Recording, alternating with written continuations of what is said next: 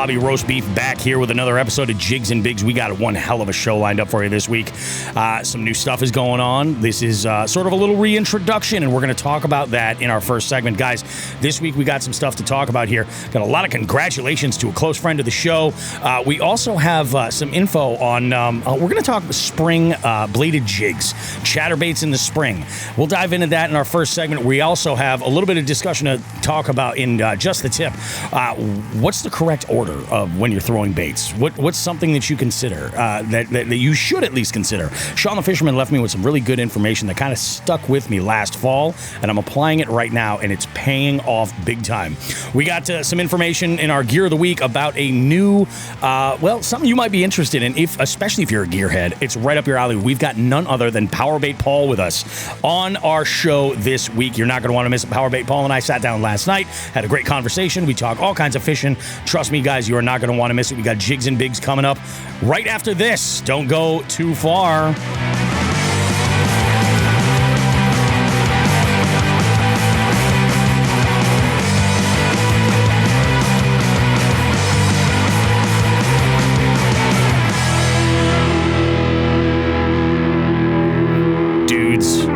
Welcome, everybody. Jigs and Bigs. I don't want to call this season 2, but I feel like there's a little evolution. Joe, how are you this week? I am doing awesome. Trying to warm up from the frigid temps that we got back all of a sudden. Let's talk about that for a little bit, because I'll tell you, when I got back from North Carolina, I was like, this is it, full send all the time. I'm dipping that kayak in the water nonstop. No fucks given. Let's go. I did it once. And, you know, it's just like, it's so unbelievably cold, and it's getting into the 20s regularly at night. Now, I will say this. Yeah. I don't know about where you are, Joe. How much snow did you get where you're at? None. We got same here. Like a little dusting that like turned into mostly just like a sheet of ice. Generally, it was all rain for the most part that we got here. But you don't have to go too much farther north, and it's a different goddamn story. It really is. Binya Outdoors had shared something on his story on Instagram earlier today, and he was like, yeah, maybe next, because all this week he was talking about getting out and taking the kayak out for the first time this weekend. He was jacked on it. Right. And yeah, it's hot garbage. It's hot garbage. Like, he posted a picture. He's like, so maybe next weekend. And then I heard that in Maine, in some parts of Maine, they have over 2 feet of snow. Oh yeah. I got friends that are going to be chasing the snow to keep skiing. You know, it's the last couple of weeks that they've been doing it. They've been doing that. A couple of guys from work, they've just been chasing the snow. If you're into skiing, this time of the year is hilarious to watch unfold. Oh, it's so funny. Like, East Coast skiers will go absolutely fucking apeshit, chasing anything that they can, you know, to slide down a hill. It is wild. Not my thing, but hey, good luck for you guys. I hope it all comes together. Yeah, we dodged a bullet down here with that, but I'll tell you what, like, last week's weather was not great. We had winds on Thursday that kind of rivaled what I was experiencing on Sunday in North Carolina. It was crazy, man.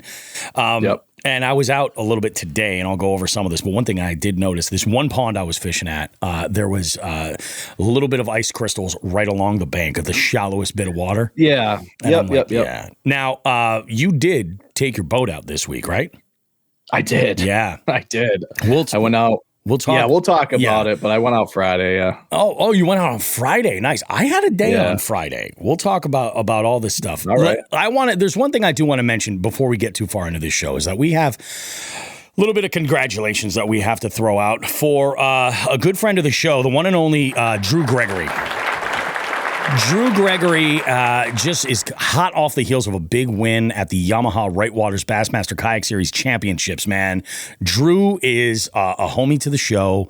Of course, a lot of you guys know Drew from us talking about the Kayak Adventure Series and all that coming up. It's going to be here before you know it. Like, we're talking, you can count the weeks at this point. And it's all coming down. But man, I'll tell you what, like, what a fucking win for Drew. Dude, that was amazing. And I think about it, and I'm like, that is, I mean, he's Bassmaster AOY winner previously, which is out of this world. But to add to that just a little bit, like, Drew also like had the dare I say, accolade or good fortune to do our Just the Tip segment at the Oldfields live show in Columbus, Ohio this past February. So, I mean, like, this guy's just got wins coming from every which direction. It was a great tip, too, about being prepared. And I have been taking that into consideration a lot, Drew. So, again, congratulations, buddy, on the win. I'm super proud of you. I'm super happy for you.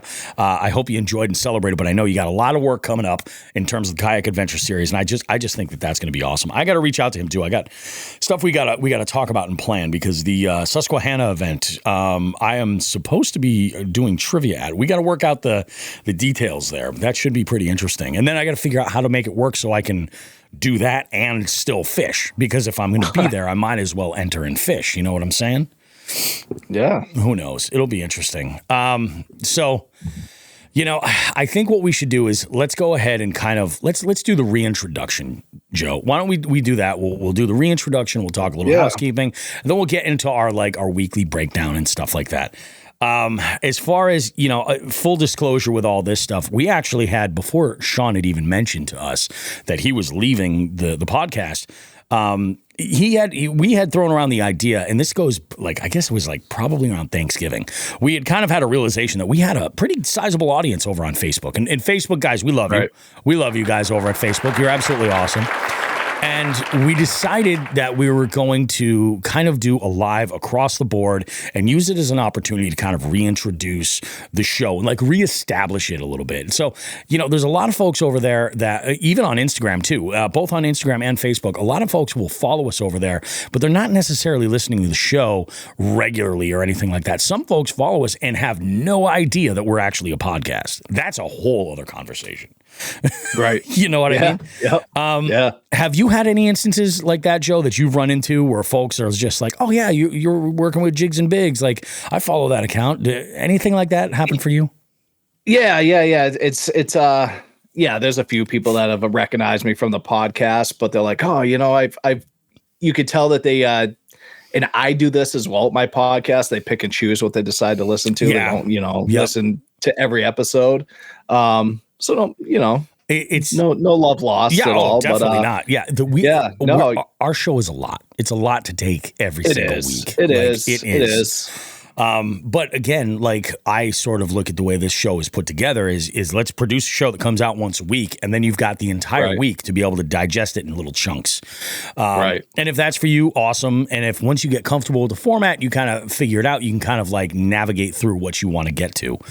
Sometimes this first segment can be a bit much. So let's go ahead and just kind of talk about, you know, ourselves, as anglers, as content creators, as podcasters, everything else, where we started from, where we've been. I'm going to go ahead and get started, folks. I am Bobby Roast Beef. And I started this podcast on April the 8th of 2020. We're coming up on 4 years now, which is absolutely insane. I think it's 4 years that we've been putting this show together. It's a little amazing. I got 5 episodes. I think Sean was episode number 5. And then we brought in Sean, not as a co-host, but as a regular segment that would pop in as Sean the Fisherman. These were stories of insanity, really, if we're being completely honest. Those Sean the Fisherman stories were a blast. They were fun, they were exciting, and they were a little off the wall. In some instances that some of the happenings that Sean would encounter on the water, the story would outdo even how good or bad the fishing may have been. So we started this up, and my goal, back in 2020, I don't know if you guys can remember all the way back in 2020, but it was a shit show that time of year in April. I have a background I have my own business, and I have an entertainment company, and immediately the brakes were pulled on that. I wasn't doing anything. I had no work to do. All I could really do, and this isn't a complaint, I enjoyed it. All I could really do was go out and fish. And I had previously been having a conversation about wanting to create some content, a podcast specifically, because that's just the platform I enjoy the most. So I figured I would put together some kind of a podcast and work something out. And with a buddy of mine, my buddy Paul, who I talk about on the show regularly. We fish all the time. Usually we fish once a week. And Paul and I, like, I'm going to go ahead and share like some story that I've never shared on this show right here. And it all happened kind of at the beginning. I always wanted to have a co-host on the show. And Paul was supposed to be that co-host. But Paul got pancreatic cancer. About his diagnosis came about like a week after the first episode showed up. And it was fucking frightening. I mean, I thought I was losing my best friend. He obviously was like, holy shit, what's my family going to do? All this stuff. So my purpose and the efforts that I put into it to grow the podcast as much as I could, thank God I had the free time, was really, how can I monetize this and start a trust fund for his kids? Like, that was really what it came down to. No bullshit. This is where my head was when Jigs and Bigs started. And I've known Paul for about 25, 26 years now. We go back a long time. And I always wanted him to be the co-host, you know, but you might say he had a little something on his plate. So he wasn't exactly into doing this show at all. And then, you know, I had him on the show as a guest because I always knew that was going to happen at some point. And I realized, like, he really just didn't have it in him, the gift of gab, to kind of just like make this sort of type of content that I'm putting together necessarily work. He just wasn't into it. And he didn't even have to say anything. I knew it. And I was like, all right, cool. Well, anyway, just so everybody's clear, Paul has effectively beaten pancreatic cancer. He got it when he was young enough. He had aggressive chemotherapy and rebounded back great from his surgery. And he's been doing fantastic since. And it's awesome. Since then, we've had some really, really good adventures. We've gone to Chickamauga together. We have plans to go and fish out in the Midwest. I've been forever. I've wanted to do a Minnesota send. So we're talking about doing all that kind of stuff. Everything is good. Sean had also come up with this suggestion after we had kind of run out of steam with the Sean the Fisherman segments. Like, we had recorded a bunch, and he was like, you know, he's like, how would you feel about having me on the show? And I could kind of like help you produce some stuff and everything else. And I was like, you know what? If you're into it and you can commit to doing it every single week, yeah, let's do it. And also for me, it was a really, really good thing because Sean brought something to the table that I was missing. And I'm not devaluing my role at all, but Sean was bringing nearly like 20 some odd years of experience on the water and fishing in all different parts of the country as well. And I knew that he would be a really, really great source of topics for conversation, to bounce questions off of, all of this stuff. And, you know, Sean and I have some history working together from way back in high school, you know, and so I've known him for a long time. He is into this shit. And it was just a perfect fit. So we go and we start, you know, creating content, and we're growing this. We're bringing in partners, and things are happening that I was amazed by. I mean, it was that first year, it was just like a whirlwind of just insanity. The people that we met, the people that we fished with, Joe, you being one of them. It was only, 3 weeks in, and you had approached me about working together with Old Glory Outdoors. And I was like, I can't, how is this, again, like where my head was, I was just like, yes, let's just do everything that we can and grow this network and do everything that we possibly can. And you know, it was absolutely unbelievable. Fast forward a little bit further, and we're at the 100 episode mark, and I couldn't believe this. You know, before we had gotten to that level, we had started toying around with getting into online tournaments so that this way our show could kind of form a community through competitive fishing, and people could kind of get involved. We worked with a company called Chronic Trips, who is I'll say a cannabis enthusiast outdoors club. You know, I don't really know how to explain exactly what Chronic Trips does, but during the pandemic, they had wanted to run an online fishing scavenger hunt. Like, that's really what they were going for. And they were like, yeah, multi-species. And, you know, Sean looked at this and was like, it was just counting inches, but all the species counted. You know what I mean? And there were some issues with that initial run. We had some fun with it. It was a good time. But Sean had kind of gone and put a lot of like thinking into it. And he bounced a lot of ideas off of me to say, hey, what do you think of this? And I always had this vision of like it just being like a fun game. You know what I mean? And eventually, you know, we managed to grow that to what we've got here. It was great. We used that as a vehicle, actually, to raise some money. I think it was like $1,100 or $1,200 we raised for Make Massachusetts Fishing Spots Great Again in our first 100 episodes. So at that 100th episode show, we did a live event at a local bar that I've been working with for a long time. And we're going to continue doing more stuff in the future for them. Don't you guys worry about it. Jigs and Bigs holiday party. The planning for that's already started. Like, it's just a matter of like us ironing all the details, letting you guys know what's up. But you got time before that happens. Anyway, back to the story.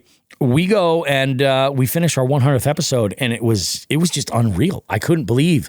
You know, you were in the room, Joe. You saw that crowd that was in there.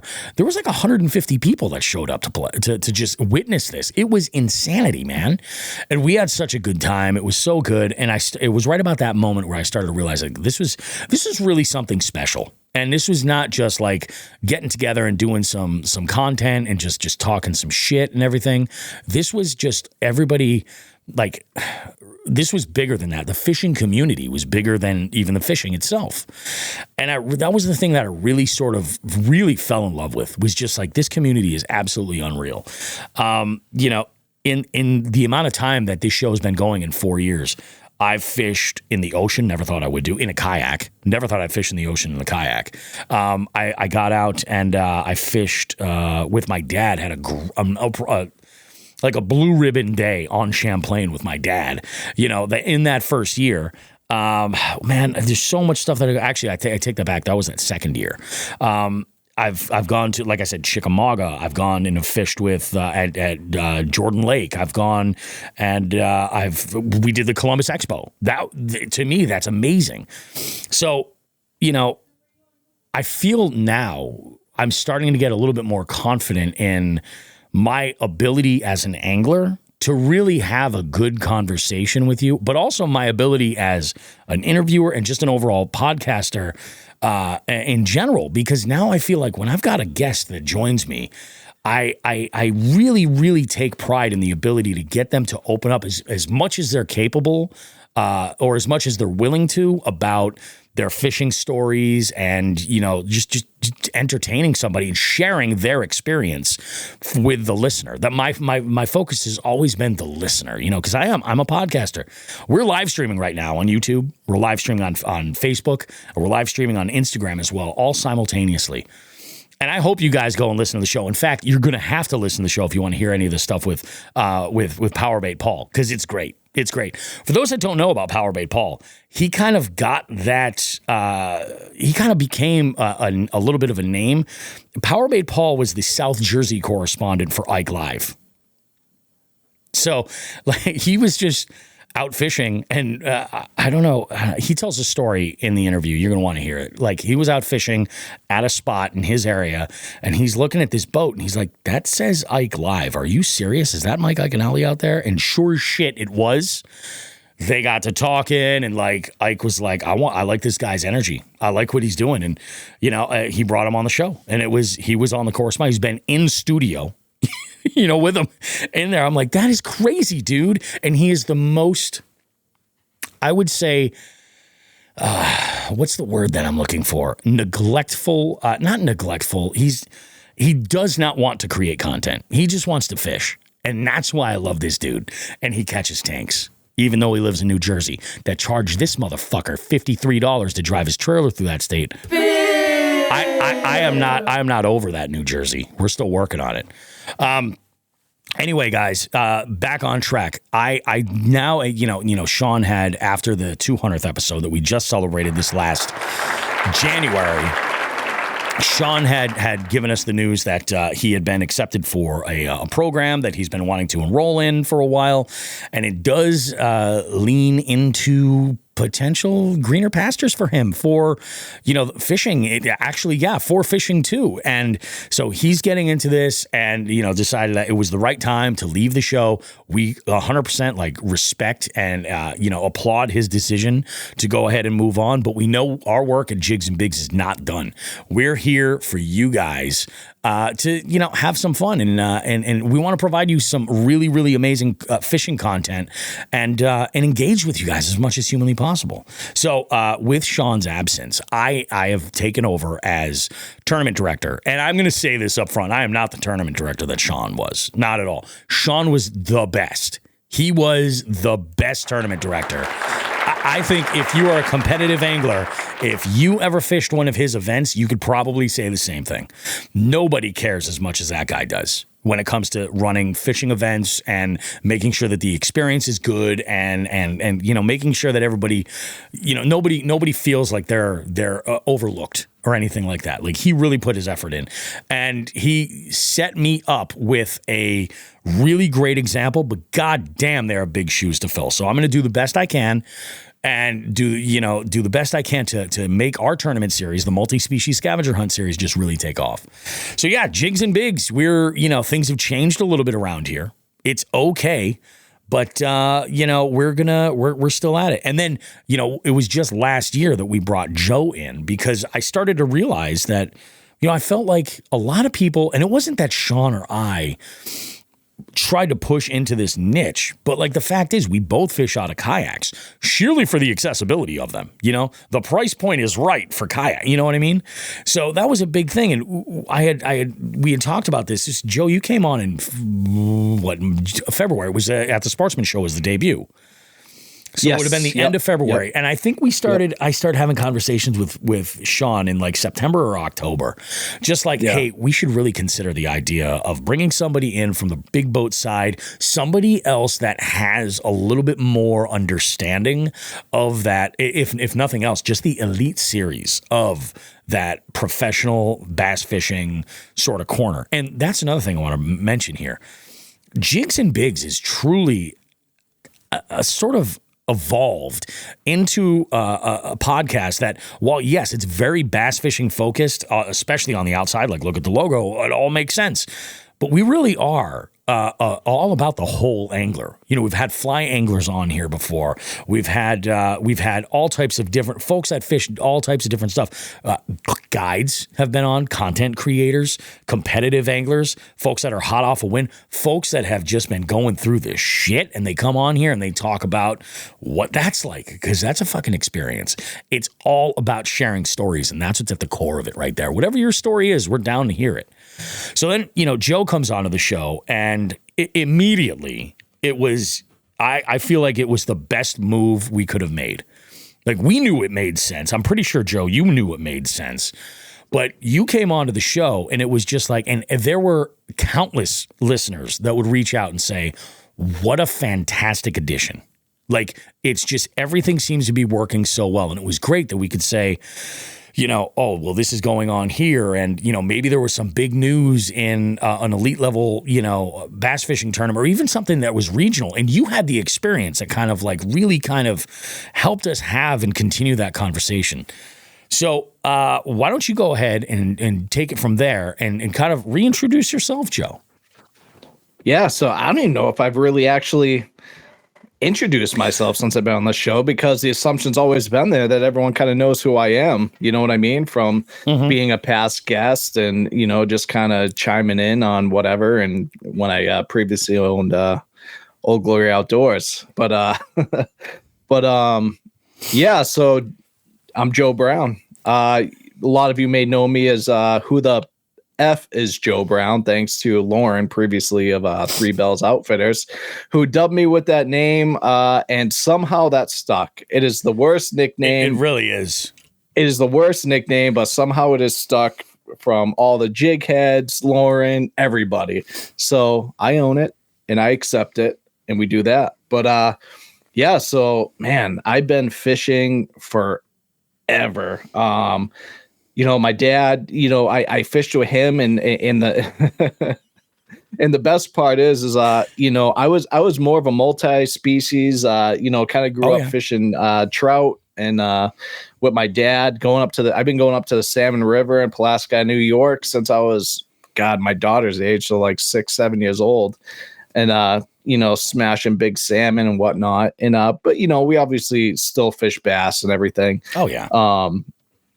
grew up down in Florida for a little bit. My dad relocated for work, so I was hitting I started to hit the salt. The bass down there. I lived right next to a canal, so I would literally just catch whatever the hell was in there, from catfish to bass to baby gators, whatever would.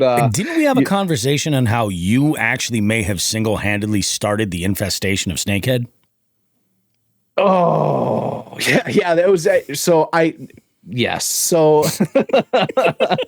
had cut. So it's still to this day, I don't know if that's what it was. You know what I mean? It was a fish when I was a kid that I was like, oh, like, what is this thing? You kind of break off the line and you throw it back, and it's funny. I had that conversation with my dad a few months ago. No shit. He's like, oh, I don't know. Because it wasn't even, he wasn't there. It was just me and, one of the other neighborhood kids from around the canal. Yeah. So, I might be patient zero for that. But, great. What's that movie? Outbreak with Cuba Gooding Jr. Yes. Yeah. I'm the monkey with the snake head. Yeah. So, man, so fast forward, I joined the military. I've been in the military almost 22 years now. That's my full-time job. I do it active. And I kind of took a little bit of a break from fishing for a handful of years, quite a few years, just because, doing that, I was deploying like crazy. I did back-to-back deployments to Iraq, came home,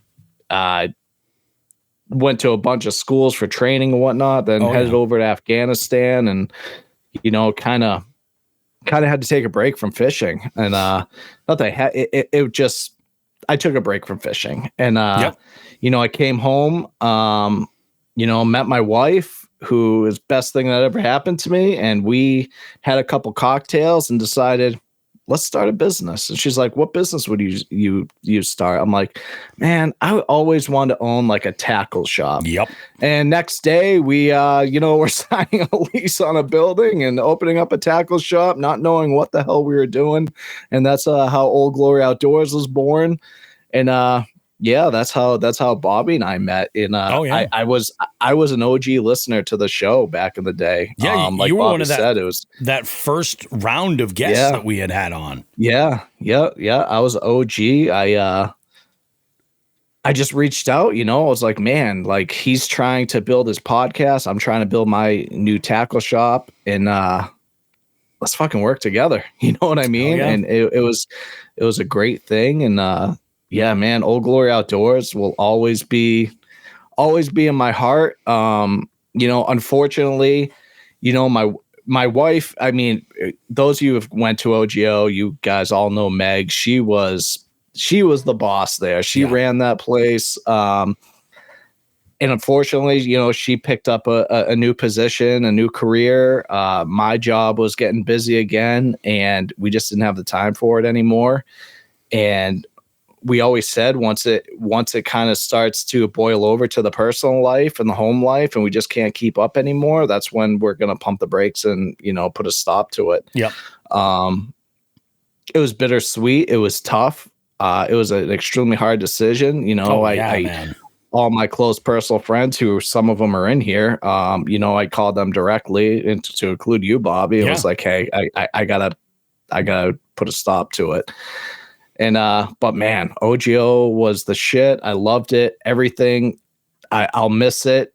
I think I just did a little too early, cause I still have, I'm still, not quite at retirement. So who knows what'll happen when I retire. Yeah. But OGO is kind of where that's kind of where I got that itch to, the tournament fish, the bass fish. I met so many tournament anglers while being at OGO, and, I dipped my feet in that. I started with the aluminum series while I was in my Tracker Deep V that was not a tournament boat by any means, but it was the boat that I could get all the kids in, and one day we could bass fish, the next day we could troll for trout, and then the next day we could go tubing. So it was a little bit of everything. Yeah, it was a little bit of everything, and that was the best for us at the time. But I had to take that step to where I was like, yeah, man, like I'm really loving this bass fishing stuff. And and I decided to take the leap into, the big boy stuff, and especially, fishing for me. And we've talked about this privately, Bobby, but fishing for me was like a huge, having deployed a bunch of times, having to, deal with some, personal issues. Man, fishing leveled me out, with mental health and everything. It's that was my ideal. And it's just kind of what grounded me. And, I still have that competitive nature in me, so I would go out and fish to kind of get level headed. I was like, well, I'm still a competitive person. So how can I mesh the two? So yeah, I started off with what was it, last year, the year before? I started in with ABA. I did well with American Bass Anglers, making it to the national championship that we've talked about on the show. It's freaking awesome. Man, it's just like, now I just want to constantly go next level. Yeah. I'm kind of grounded with chains because, I still am active duty military. So I don't have the time to put in quite as much as I'd like to the fishing. Yeah. I'll be retiring here fairly soon. So my goal right now, because, my wife does a great job and providing for us, and with my retirement and whatnot, I really want to pursue it full time. You should do it. But man, Send that motherfucker. I know. We'll see what happens. I'm a terrible influence, dude. Look at your truck. I'm the worst. I'm the worst human. Bobby is part of the reason I have the truck that I have now. Terrible. You know what? Being a big boat tournament angler in these, these high level tournaments, the number one thing it means is I am terrible financially. I make terrible financial decisions, and it's it's just kind of that, like, trying to break even. But man, no, it was an honor for me to get asked to come on the show last year. The February being my debut at the Springfield Sportsman Show, because a couple people I talked about it a little bit when we were down in Columbus, Ohio. Yep. And man, I am naturally like an extreme introvert. Like I am not an open, person. But this podcast forced me to kind of get out of my shell, and I love doing it. I love coming out of my shell. I love meeting new people. I mean, God, we all lived together down in Columbus for a few days. Had a great time down there, and being a part of the podcast has really just opened up a new door for, myself personally, mentally, emotionally. Yeah. And it's been phenomenal. I absolutely love it. I look forward to it every week. We miss Sean. Dearly already. Yeah. But we're just on to, doing what we do together, whether we have guest hosts in the future. It's just it's just the new Jigs Bigs. We're going to do bigger and better like we always do. And we can't wait to grow with all of you guys. Hold on a second. This is great. Dan Griffin chimes in and says, "Don't worry, Bobby. Joe is the reason for my new boat last year. He is just as bad. I think that the two of us make for one hell of a dynamic duo." Yeah. We're like the best, worst partners ever. Oh my God. It is. You guys are fucked. Call us for advice and we're going to send you. Oh my God. Yeah. I'm just going to tell you to buy the most expensive thing, because that's what you need to win a tournament. You got to send it, you just got to send it, dude. It's because, I did well last year, and, Dan Dan Griffin. So Dan Griffin, we'll talk about him real quick, because he is part of the reason why I really got into there, because, him and I grew up together. We kind of, we went our separate ways as we became adults, and OGO kind of brought us back together, and he was part of the reason I came into a certain tournament scene, and now I finished a lot higher than him in the national standings last year. So look at that. He's going to say because he didn't get to go to nationals and the 2-day championship because he was doing family stuff. Well, you just got to figure out his priorities. Excuses. Yeah, you know what? Just because he has his priorities straight and I don't, look where we are in the results now. It's true. Oh, Pat Martin chimes in. I love you, Dan. As of today, Pat Martin officially owns an 88 bass tracker. He says, actually, I have a lot of anxiety about getting into tourney fishing. Dude, I can understand. A great place to kind of get your feet wet a little bit is to dabble in that multi-species scavenger hunt, until you build up that confidence and you're like, okay, cool. We got this together. You know what I'm saying? Ultimately, I think go ahead. Bobby, we've talked about this several times. Yep. Who is the person you always scared of the most when you pull into a tournament? That old dude with that piece of shit boat that's just been fishing that spot. The guy in the 80s, 90s tracker. That's the guy you fear the most at every tournament. I will say this, Pat. I'll bet you that boat has some good mojo on it. Being that age, I'll bet you it does good for you, man. Oh, that is so awesome. And I'll buy the beer and the gas. Let's go fish. Rock and roll. Dude, I think that this show, obviously, I want to see this grow. And I realize that, we have a big pocket of listeners that are right here in the Northeast. We get to actually engage with them. Not just online, through comments and they're familiar with the spots that we fish and things like that, but also while we're fishing, we'll bump into folks. The other thing that makes our show so really unique is that we really are kind of like that morning show kind of vibe. Sure. We just swear. We just swear more. We swear a ton. And, we're here. We want to entertain you primarily, first and foremost. Yeah. And, we know that along with that, there's learning that's going to come along the way. So we try to put as much value as we can into the show that way. So this first segment, lots of times, is us having conversations about what we're going through, what's happening in our lives, what our fishing is like. We're going to go through that in just a second. But then we also like to talk about, our engagements with other folks. But what makes us really unique is the live show experience. Because now we've got 4 or 5 different live appearances under the Jigs and Bigs belt. And it's something I do every night. I do a live show, not a podcast. I host a game show every single night in bars and restaurants. This shit is so natural to me. It's ridiculous. Yes, it is. I love this, Pat. I love this. You know what we are, Bobby? We're like the late 1990s, maybe early 2000s. We're the Howard Stern of fishing, dude. Podcast. I'm glad you brought that up. I never wanted these words to leave my mouth, but Armando from Bass Kayak and Beers. When I was on that show, this is a couple of months ago, I was on his show and he was like, Bobby Roast Beef, you are the Howard Stern of bass fishing podcasts. And I'm here to say he's not wrong. Yeah. That's the role I want to play. So we do want to entertain you. We want to give you guys some good tips. We want to engage. The most important thing I think that we've learned above anything is that even though fishing is great, it's cathartic. It can bring you and center you and solve a lot of the mental shit that goes on in your head just dealing with everyday life. The fishing community is one of the greatest parts.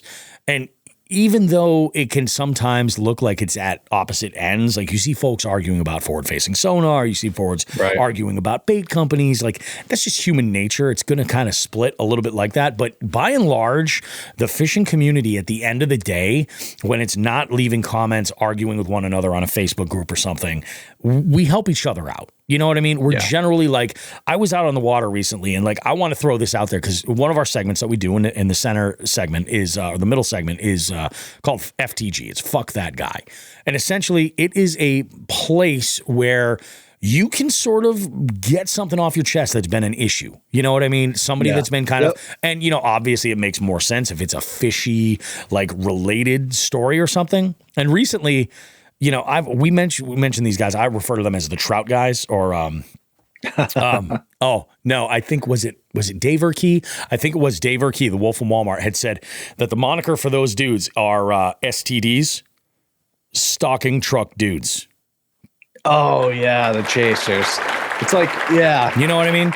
But I will. It's like lawyers. It's like budget lawyers chasing ambulances, man. Exactly. I will say this though about those dudes, and I complain about them all the time. One of the things that I didn't talk about this, and I kind of wanted to hold it for this show, is that one of these dudes is fucking loud as shit.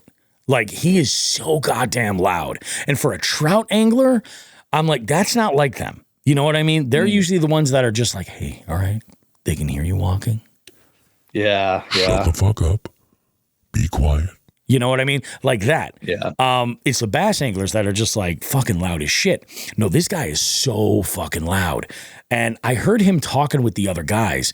And there was a guy who shows up and fishes this pond. No, he doesn't even fish this pond. I'm sorry. He's a woodworker. He's in his like mid 70s, maybe 80. He's been around a long time and he makes kayaks and canoes. And he came out and he was out paddling one day, and I guess he left his paddle. Like he made this wooden paddle. He left it at the what do you call it? He left it on the side of the ramp, like just off in the grass. And this guy found it and was like, I know who this belongs to. And he's like, I'm going to keep it. I don't know whose number it is. He put a sign up on the board, like at the ramp, that, hey, if you lost his paddle, call me.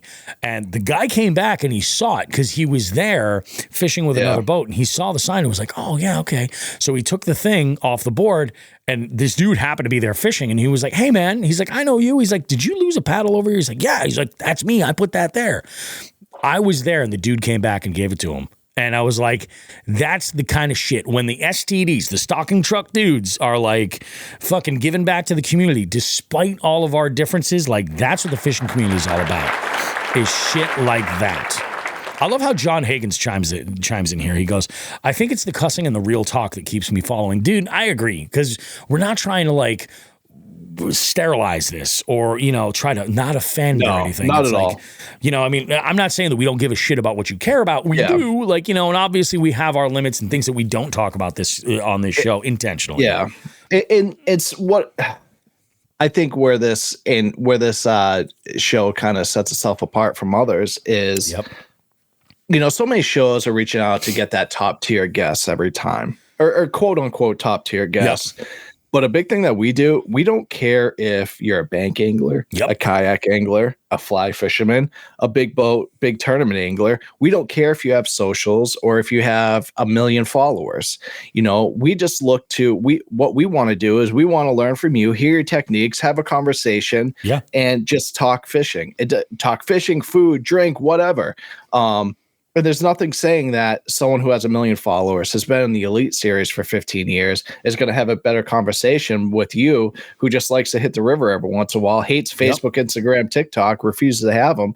I can learn just as much from you as I can from the other guy. And that's what sets us apart. And and that's one thing that everyone out there needs to understand is, like, you know, it's, if you want to be a guest, you want to talk to us, reach out, let us know, you know, because we do not discriminate. And you know, I want to, because some of the biggest hammers are the guys that just hit the bank every once in a while. I don't care if you throw shiners, worms, you know, jigs. We don't care. It's just the community coming together from, you know, all walks of earth. And I think that's the most important thing. It's like everybody's story has value. You know what I mean? Like you can learn the smallest detail. It might be a comment about like, oh, hey, so I fished this area and this is where I would go get breakfast afterwards. I ask everybody all the time because that's the shit that I want to know because I'm a fat fuck. That's why. But I ask these people this stuff because I feel like everybody can relate to that. You know what I mean? And there's a little bit of value. It's always a good thing. Dan Griffin chimes in here. He goes, that's what I like when I fish the Cape Cod Canal. People are honest and they take pics and post expensive lost stuff. That is unbelievably cool. Very, very, very, very cool. Right. It's, man, the fishing community is, you know, 85% positive. 100%. You know, you have that 15% who are just a bunch of douchebags, just a-holes, just kind of make the entire community look bad. Just like any other, you know, any other career, any other, you know, job or activity, you're always going to have that 15% of just total a-holes that make everybody else look bad. And the unfortunate thing is that that's what a lot of people focus on from outside the community. But man, it's most of the time people pull together to do it together. So we just got a comment on Instagram here, and I can't put it in the video. It's just not integrated there yet. But Dangling for Dinks had said, love your content. The stories and the information you all provide are top tier. I appreciate that, man. That's exactly what we're trying to do, is just share as many stories as we can. And if people can learn some stuff, they'll go ahead and learn some stuff. That's freaking awesome. So that's what this show is about. That's who we are, as anglers. Yep. Like, I mean, we're bringing the stuff to the table. Some folks had asked me, they're like, oh, you're kind of like reforming, or like, you're sort of like starting a brand new sort of era of Jigs and Bigs.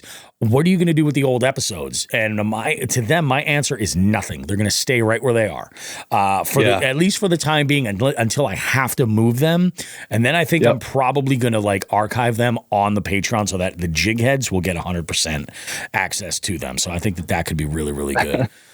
John Hagen's just said a saying that I absolutely love, that I am going to use from now on. That is especially in the military. That is perfect. Right? He says, you could have a golden toilet, but people will still focus on the shit in it. Fucking A. And this is what I'm saying. Mr. Higgins, that was beautiful. It was fucking beautiful. Vidal, how you doing, Vidal? I hope all is well. We got Ryan Stager in here. Says, is Midsummer Mayhem coming back? Had fun last year.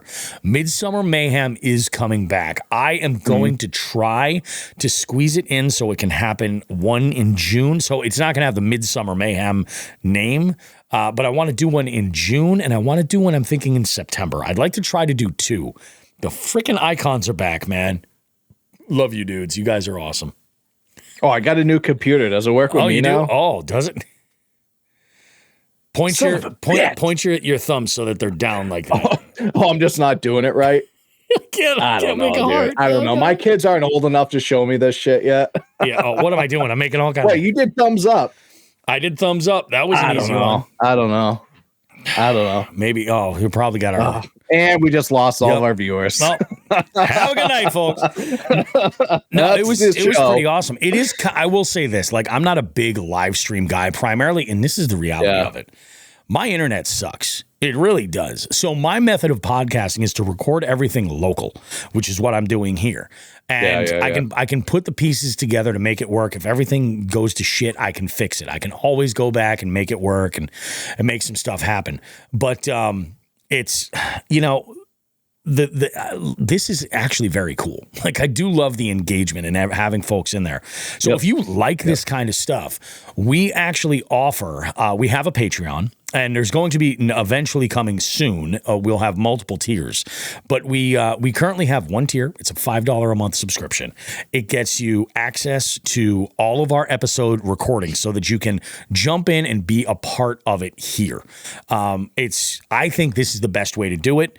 You go ahead and jump on and watch the show as it's happening, but also comment and be a part of it, because we'll engage with you like this right here. And Des 13, that's Nick.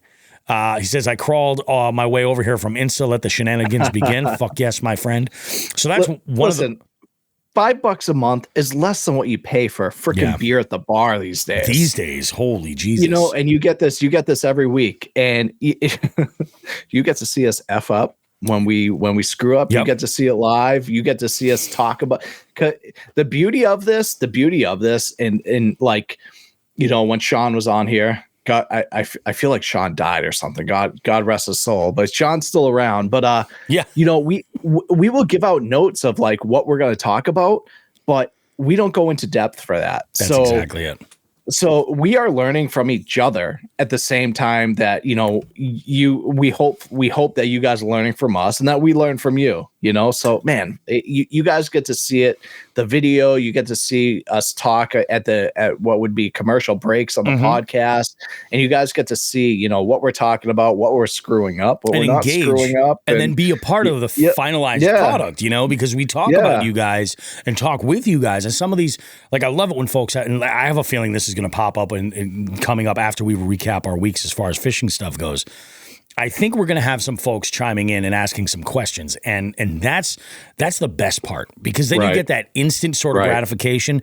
But then, like, if you miss it, you've got the archived fact that it's available on the podcast platform. You can go back and listen to it anytime you want. It's freaking unbelievable. We've been going almost an hour just talking about this stuff. Why don't we shift gears and review our weeks? Joe, it has been killing me to know what the first send in the boat has been like. You tell me what your entire week was like first, and then I'll go ahead and wrap it. Yeah, so I did notes, everybody. This is a new and improved Who the F is Joe Brown. I put into the notes that, just so everyone knows, Bobby sends us notes every single week. I read them, but I very rarely put anything in them. It's a new me. Now I put my notes in there so Bobby can kind of see how shitty my week was as well.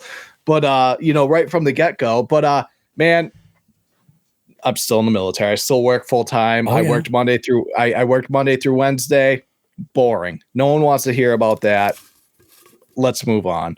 Thursday was the day. Thursday, I loaded up the boat, got it ready. I have my boat in storage still, because it's not, the tournament season doesn't start until next week. We'll talk about that at the end of my little spiel here from my week. But so I went up and I grabbed my daughter. We had an Emma Daddy Day. I grabbed her. Oh, there you go. I kept her out of school. My daughter's 5, for you that for those of you who don't know.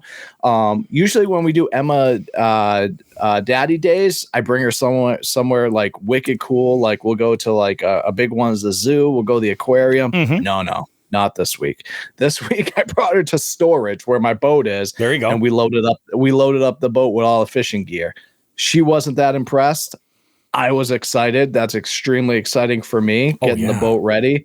She didn't even have her tablet. She was pissed, but she came on the boat. She ended up opening up to it. And she helped me out. But it's all my gear. I store all my gear in my little tackle dungeon, and it was time to get it all out and into the boat. So I did that. That was. Man, that took up a good portion of my time. Sunday, make sure all the graphs are good, everything turns on.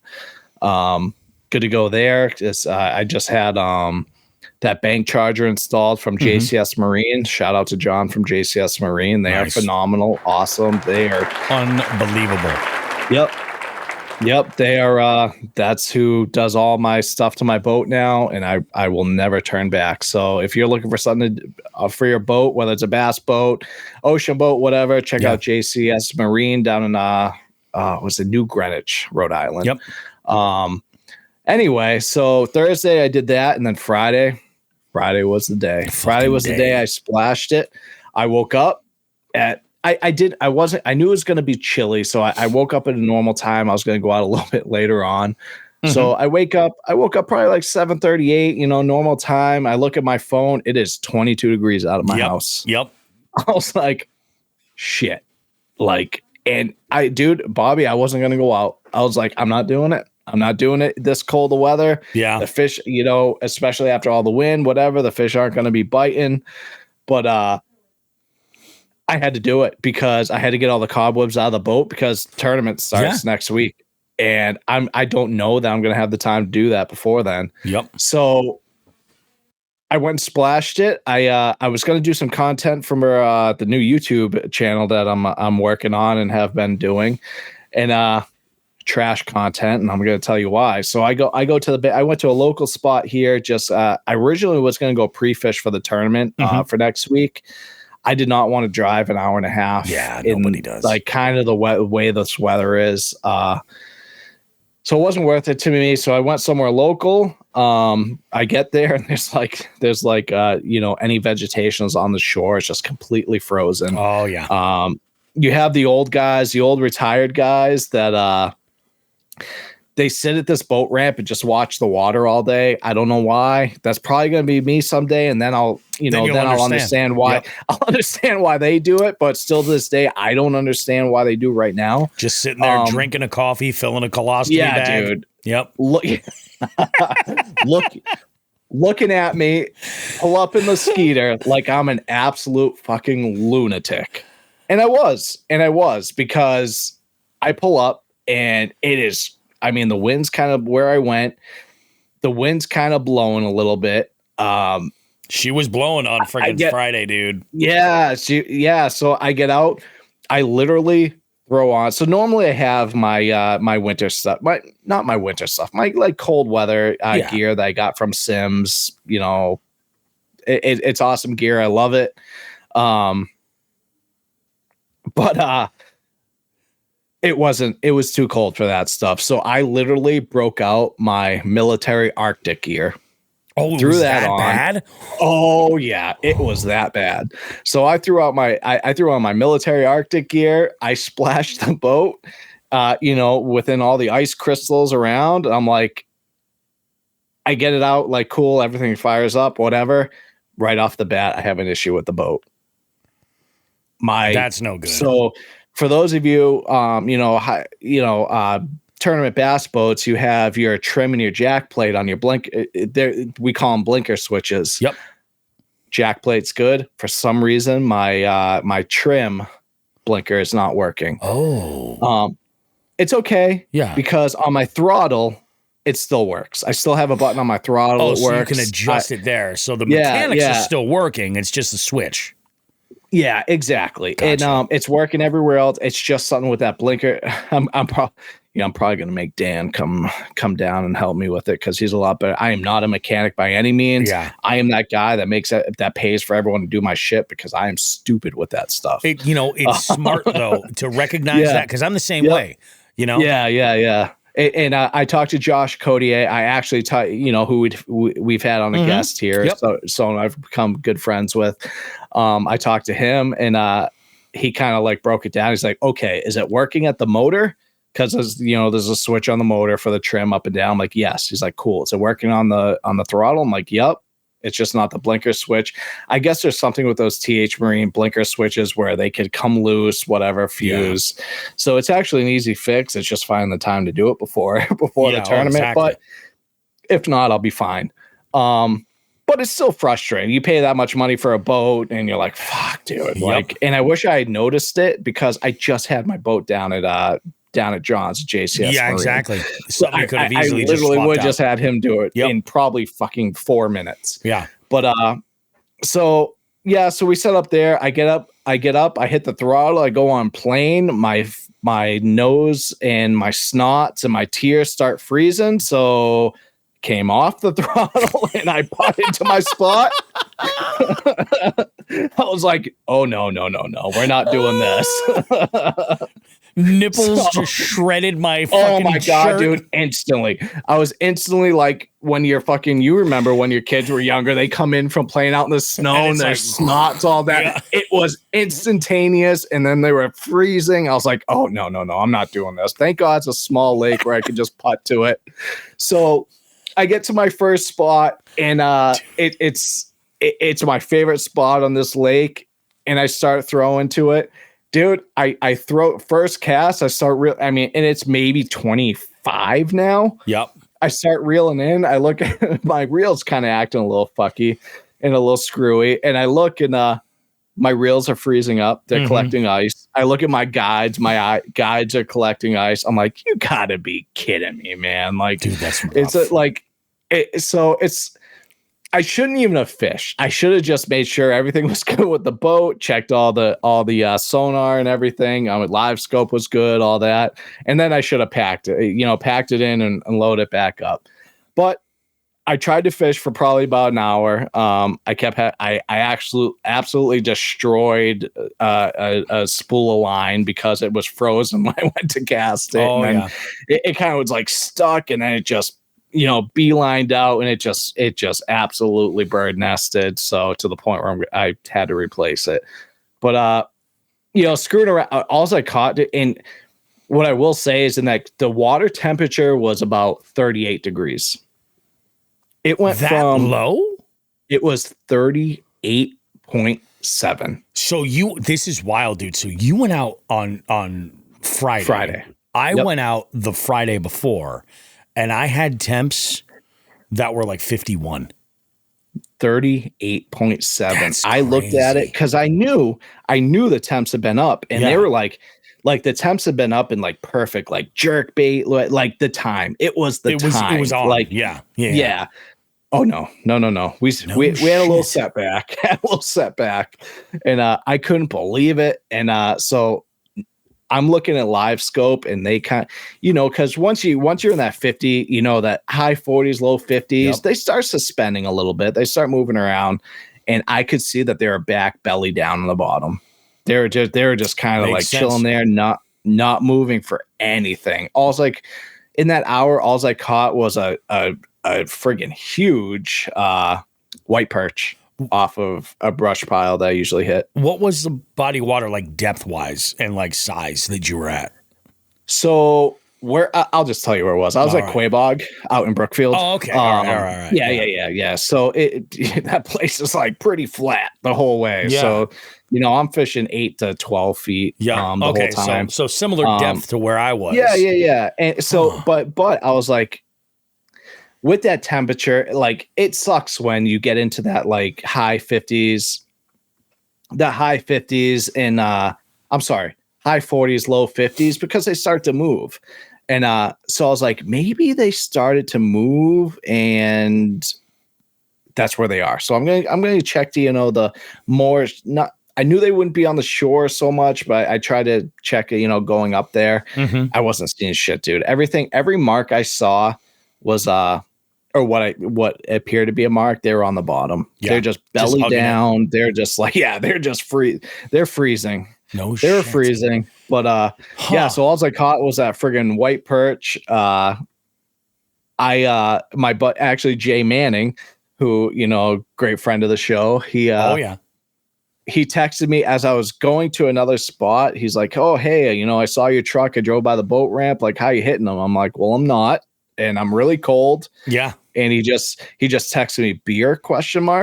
And I said, yup. Yeah. And I turned it around. I put it back on the trailer, and we met for a beer or 2 or 3. That's sometimes the move though. Yeah. Yeah. So it was, I did that, and, but I got to splash it. I got to knock the cobwebs out. Yep. I would rather have figured out the blinker trim then than I would, tournament day. Very true.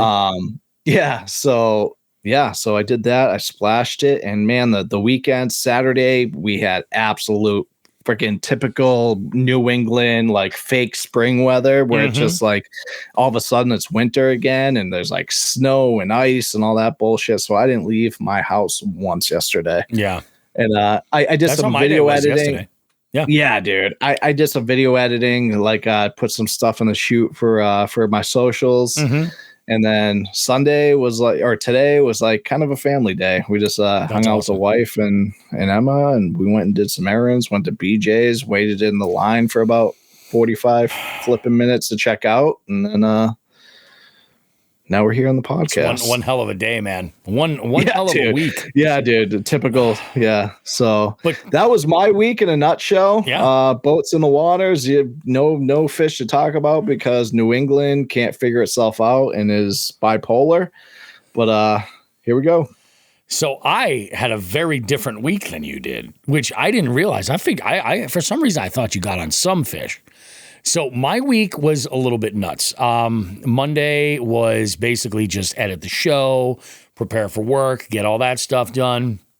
Tuesday, I had considered going out, but like conditions, I'll tell you what, like this weather comes in, and it happens every winter. Like I get so lazy. It's so difficult for me to just pull myself outside and go and do anything. But I'm like, Tuesday was just nothing. Wednesday, I did get out, and I had one hell of a day. It was a day where I was just like, you know what? I got the itch. I want to go out, and it was a nice day. We had, I believe on Wednesday, we had relatively clear skies, but we had some wind. Nothing like we had on Thursday. Thursday was ridiculous. Thursday was windy enough to keep me out entirely. Now, I did a bank send on Wednesday, and I went to a spot nearby to me where I fish pretty routinely. It's got great multi-species. In fact, it actually has a more diverse amount of species than I ever had realized. So I go out there and I caught a total of 6. They were 3 largemouth, Biggest one was about 14 inches, nothing crazy. Smallest one was just an absolute little 8-inch Dinkmeister, like adorable. You know what I mean? The rest were all rainbow stalkers. Just a cute little fish. Yeah, just a cute little bass. You know what I mean? One of those. And I caught, but they were all biting, and they were biting generally more shallow. Now, this one area that I fish over here is the northwest corner where it's generally going to be warmest. So I try to target that stuff. Again, Sean the Fisherman tip #1 at work. And then I was like, okay, so we got some wind blowing. I'm going to throw, and I've been really into throwing these really finessey. So from like full disclosure, I've almost exclusively, when I've been doing bank sends, only fishing BFS, because I've built a little box that has a little bit of everything in there.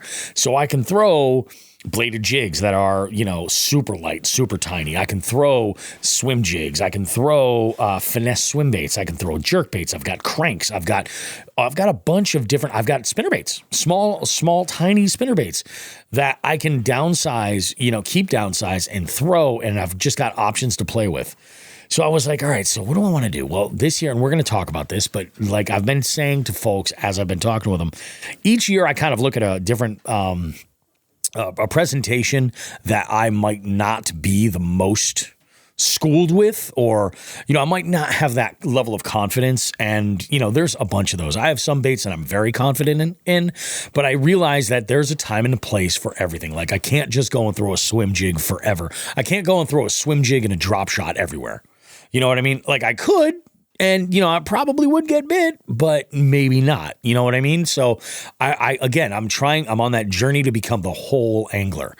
I love finesse fishing. I know that's not a popular thing. I love finesse fishing. I love small, compact baits, intricate little presentations. I also love the added challenge of being like, I've got a 4 fucking pound leader and I just hooked a 16-inch largemouth. Like I have to make this work, or a large chain pickerel. And I'm like, this line could be gone. You know, I really do enjoy that finesse fishing style. It's just always something I've been slowing down has been easy for me, you know? So I go and I'm like, we got some wind. I think, when did I start throwing?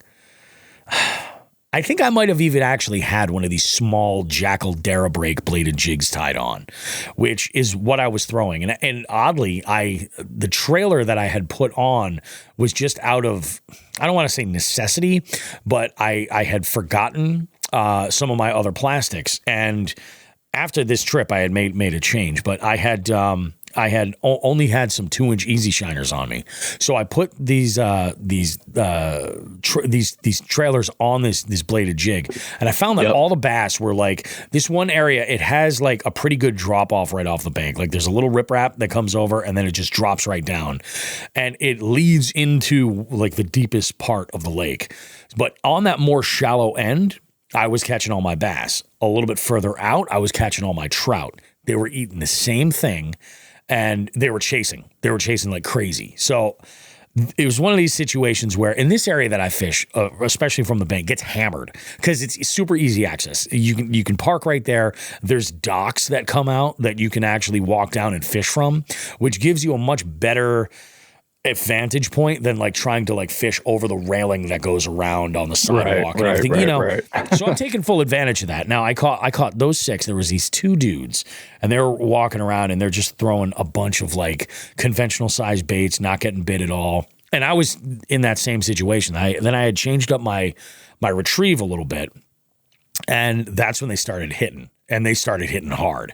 So I was like, okay, so we'll slow this down a little bit. Well, I was almost dragging it on the bottom. You know what I mean? Letting it flutter up, stopping, letting it flutter up, then stopping it. And it was absolutely dynamite. These guys they're watching me and they're like, okay, we suck. What are you doing? So I went and I gave them basically the breakdown. I was like, so I'm throwing like finesse-y stuff, but almost like finesse-y power fishing techniques. Like, you know, I mean, I'm just using them very, very slowly. And I was like, this just seems to work for what's going on. I was like, we've got some wind, there's some chop, and they are chasing this. This is good. So I had a great day on Wednesday. I left. I went to work that night, felt great about it. It was just unbelievable. I'm like, I have this theory that if I catch fish that day, that following night's trivia night is just going to be amazing. And hey, guess what? It's 100% true, because Wednesday was amazing at Nathan Bill's. We had a great time. It was a blast. So fast forward a little bit, and Thursday the wind was blowing ridiculous. It was stupid. Again, I'm bank fishing, and I'm sticking to BFS. It's like up to 40-mile-an-hour gusts on Thursday. It was stupid. It was like scary. And I'm like, yeah, I'm not going to go out there. So Thursday, I was like, nope, not going to happen. Now, I had a conversation with former guests that we had on the show, Eric Dowd. We call him Moose. Eric is a great guy. Like, he's a great dude. When there was a time in the Bobby Roast Beef story where I was just so frustrated with fishing that I was like, you know what? I said to Paul, I was like, I don't think I'm gonna do this anymore, man. I don't understand it. I'm not like getting any better with it, and it's just, all I'm doing is just throwing away a bunch of tackle, and it was a real problem for me. Eric was a big force in me realizing I was being a little bitch and getting back off the horse and then actually going and sending it. So every so often, we only fish a couple of times a year, but I had been talking with him. He was like, hey man, if you ever want to go out, and he's like, I saw you've been just absolutely killing some trout. He's like, so if you ever want to go and do like the Swift River or something like that, he's like, I'm game. I'll take my canoe and we can go and we'll have a blast with it. I was like, okay, cool. Well, then I started looking at the weather and I was like, dude, it's fucking 20-something degrees. I'm like, It's so cold. Now, I had to be up early to drive my youngest to her school, which is up in the hill towns. And it was even colder there. I was like, man. And we had a little bit of wind. But I was like, do I really want to do this? So I message Eric when I get back to the house. I'm like, look, I'm getting my stuff set up. I said, I'm handling a few things. I was like, I can meet you like about 8:30 or so. But I go, I'm thinking maybe we just do a bank send, dude. Like, let's just not be stupid. And he was like, sure. That's tough in a kayak, man. 40-mile-an-hour winds. Yeah, it's tough. And in the area where we would have been in the Swift, we actually would have been down really low. So we probably would have been shielded by quite a bit of that. Come to find out, Eric was over at his girl's place and was like, I'm not even around there, dude. He's like, you want to come? I fished the exact same spot I fished on Wednesday. I was like, I'll just meet you there. Let's go ahead and do that. So this is what's crazy, man. I go over and I've got this bladed jig still tied on. So I start, and again, like this, we're going to talk about it. I was like, I wanted to start with the most like obnoxious. It was where I was, it was almost dead calm when I got there. The wind did pick up slowly, but it was almost dead calm when I got there. So I'm making casts and I got a follow. I got a pretty good follow. And I was like, oh shit. Okay. And the largemouth actually had come up from down the bottom and came up to swipe at my bait, but didn't. I was like, okay, I'm thinking. I'm like, what can I do here? What should I do here? And I was like, let's keep the action, right? Let's keep that same trailer, that 2-inch easy shiner, but let's add some secondary action that isn't as aggressive as that blade. So maybe we'll eliminate the blade and we'll leave something with a skirt. So I put on a Kitech micro jig, right? Same weight, simple green pumpkin with this easy shiner, and I started working that. Second or third cast, and this is what fucking blew my mind. I got bit by a crappie. I landed this crappie. Now, Eric had to run because he had forgotten something, and he had to take off. And he was gone 5 minutes, and I texted him a picture. Right before he left, we were having a conversation. I was like, dude, lately there's been like a lot of young kids who have been fishing here, and I talk to everybody that comes by. I love that shit. And he's like, dude, like a lot of these young kids are telling me that there's these great crappie in this body of water. Now, I fish this body of water 2 to 3 times a week typically. I've never caught a crappie there, ever. Until now. I've never seen one. And I was like, I don't know what the hell they're talking about. This is crazy. So I caught one. I was like, holy fucking shit. I'm like, these kids might not be full of shit. I thought they were just bullshitting me. You know what I mean? Or now, did you catch it on the fall, or were you dragging it? It was on the fall. It was on the fall with that jig. I was going to say, if you were dragging it for a crappie, that'd be weird. Yeah, that would be weird. No, it was definitely on the fall. And because I had cast it out toward the deep end in that direction, and it was right on the fall, and my line was taken off. I reeled up on it. Boop. I was like, holy shit, that's amazing. So I sent him the pic. I'm like, all right, that's pretty sweet. Between the two of us, he came back. He was like, holy shit, you're fucking on him. I caught, I don't even know how many largemouth, probably about a half dozen. I caught 2 rainbows, stalkers. I gave them to Eric because he's like, I'll make them for lunch. He actually. What'd you catch those on? The fucking micro jig. So here, have they started stocking in the state? I don't follow it anymore. Okay, so I was there the week before, and the stocking truck showed up, and the truck guys were like, "Oh my god, I got an erection." Yeah. So it's wild. I love to hear you catching stuff on artificials or catching the trout on artificials, because one thing people don't realize is, and I think we have talked about it on the show, but just reiterate it, is when trout are stocked, people are throwing Powerbait or whatever, because it's basically the concept is to imitate what they're used getting to fed at what they're getting fed at the hatcheries and whatnot. But between anywhere from 1 to 3 weeks into them being in these waters, they start to get those natural predatory instincts back. So it's a pretty quick turnover that these trout get back into that predator, that predator motion. To where they're now stalking their prey again, and so it's but people just sit there with power bait and just float power bait for fucking weeks on end. No, try that finesse stuff, because they're once they're in there for a week or a few weeks, they're gonna start looking for those bait fish, those craws, that stuff. They're predatory fish. They're not gonna be looking for that power bait shit anymore. So I love to hear that you're catching them on that stuff, because people just don't realize that. Trout have been when people ask me, they're like, "What's the primary bait you're catching trout on?" And I'm like, swim baits. Little swim baits, tiny swim baits. I mean, this is big compared to, but I have caught trout on this. Those small swim baits, they want to eat bait fish. They want to eat a bunch of this stuff. So I was killing them there. I managed to catch a bluegill on this, which I knew that micro jig is just fucking magic. I knew that was going to happen. And then Eric caught this fat yellow perch, not the longest yellow perch, wasn't something where we were like, oh, maybe it's a pin. It definitely wasn't. But this thing was as fat as my forearm. It was, I think it ate a mouse. It just looked like it ate a fucking whole yolk rat. Wait, what was it again? What? It was a yellow perch. What species? Yellow perch. Jesus. It was huge, dude. All right. And I'm like, it was just, it had a Bobby roast beef belly. This thing was enormous. Nice. And we got a picture. We doubled up.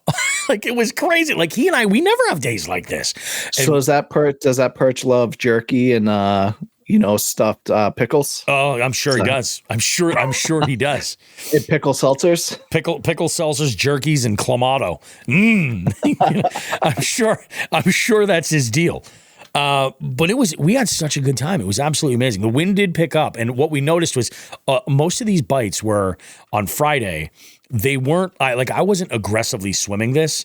I was letting this micro jig hit the bottom and then just hopping it.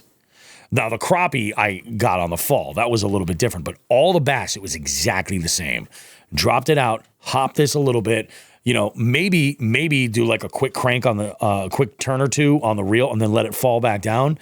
The trout would get it when it was up off the bottom. The bass were hitting it right on the bottom, picking it up and running with it. And it was so nice to get on them. I had a blast. I love that combo. I really do. Do I think it's going to be some kind of a game changer overall? No, I'm not putting my eggs in that basket. But I will say it definitely makes fishing for these multi-species a whole lot of fun. The BFS stuff, the finesse stuff, man, it's a blast. I love doing it. I don't typically like I've talked about before. I don't typically use my BFS setup in the tournaments, because you have to take your time. You know how it is. You're just trying to get that fish on a fucking boat. So I don't use it a ton. Oh yeah. Unless it's summertime, and they're kind of they're tough to catch anyway. I'll use them, but man, I don't care what anyone says about BFS. It is fun, dude. It really is.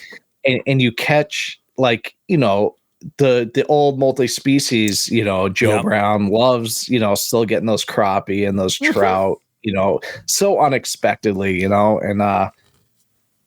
I actually, my BFS reel is on its way back from getting repaired, so that'll be something we talk about because I'm gonna get a new rod for that. But, hell yeah, yeah, for sure.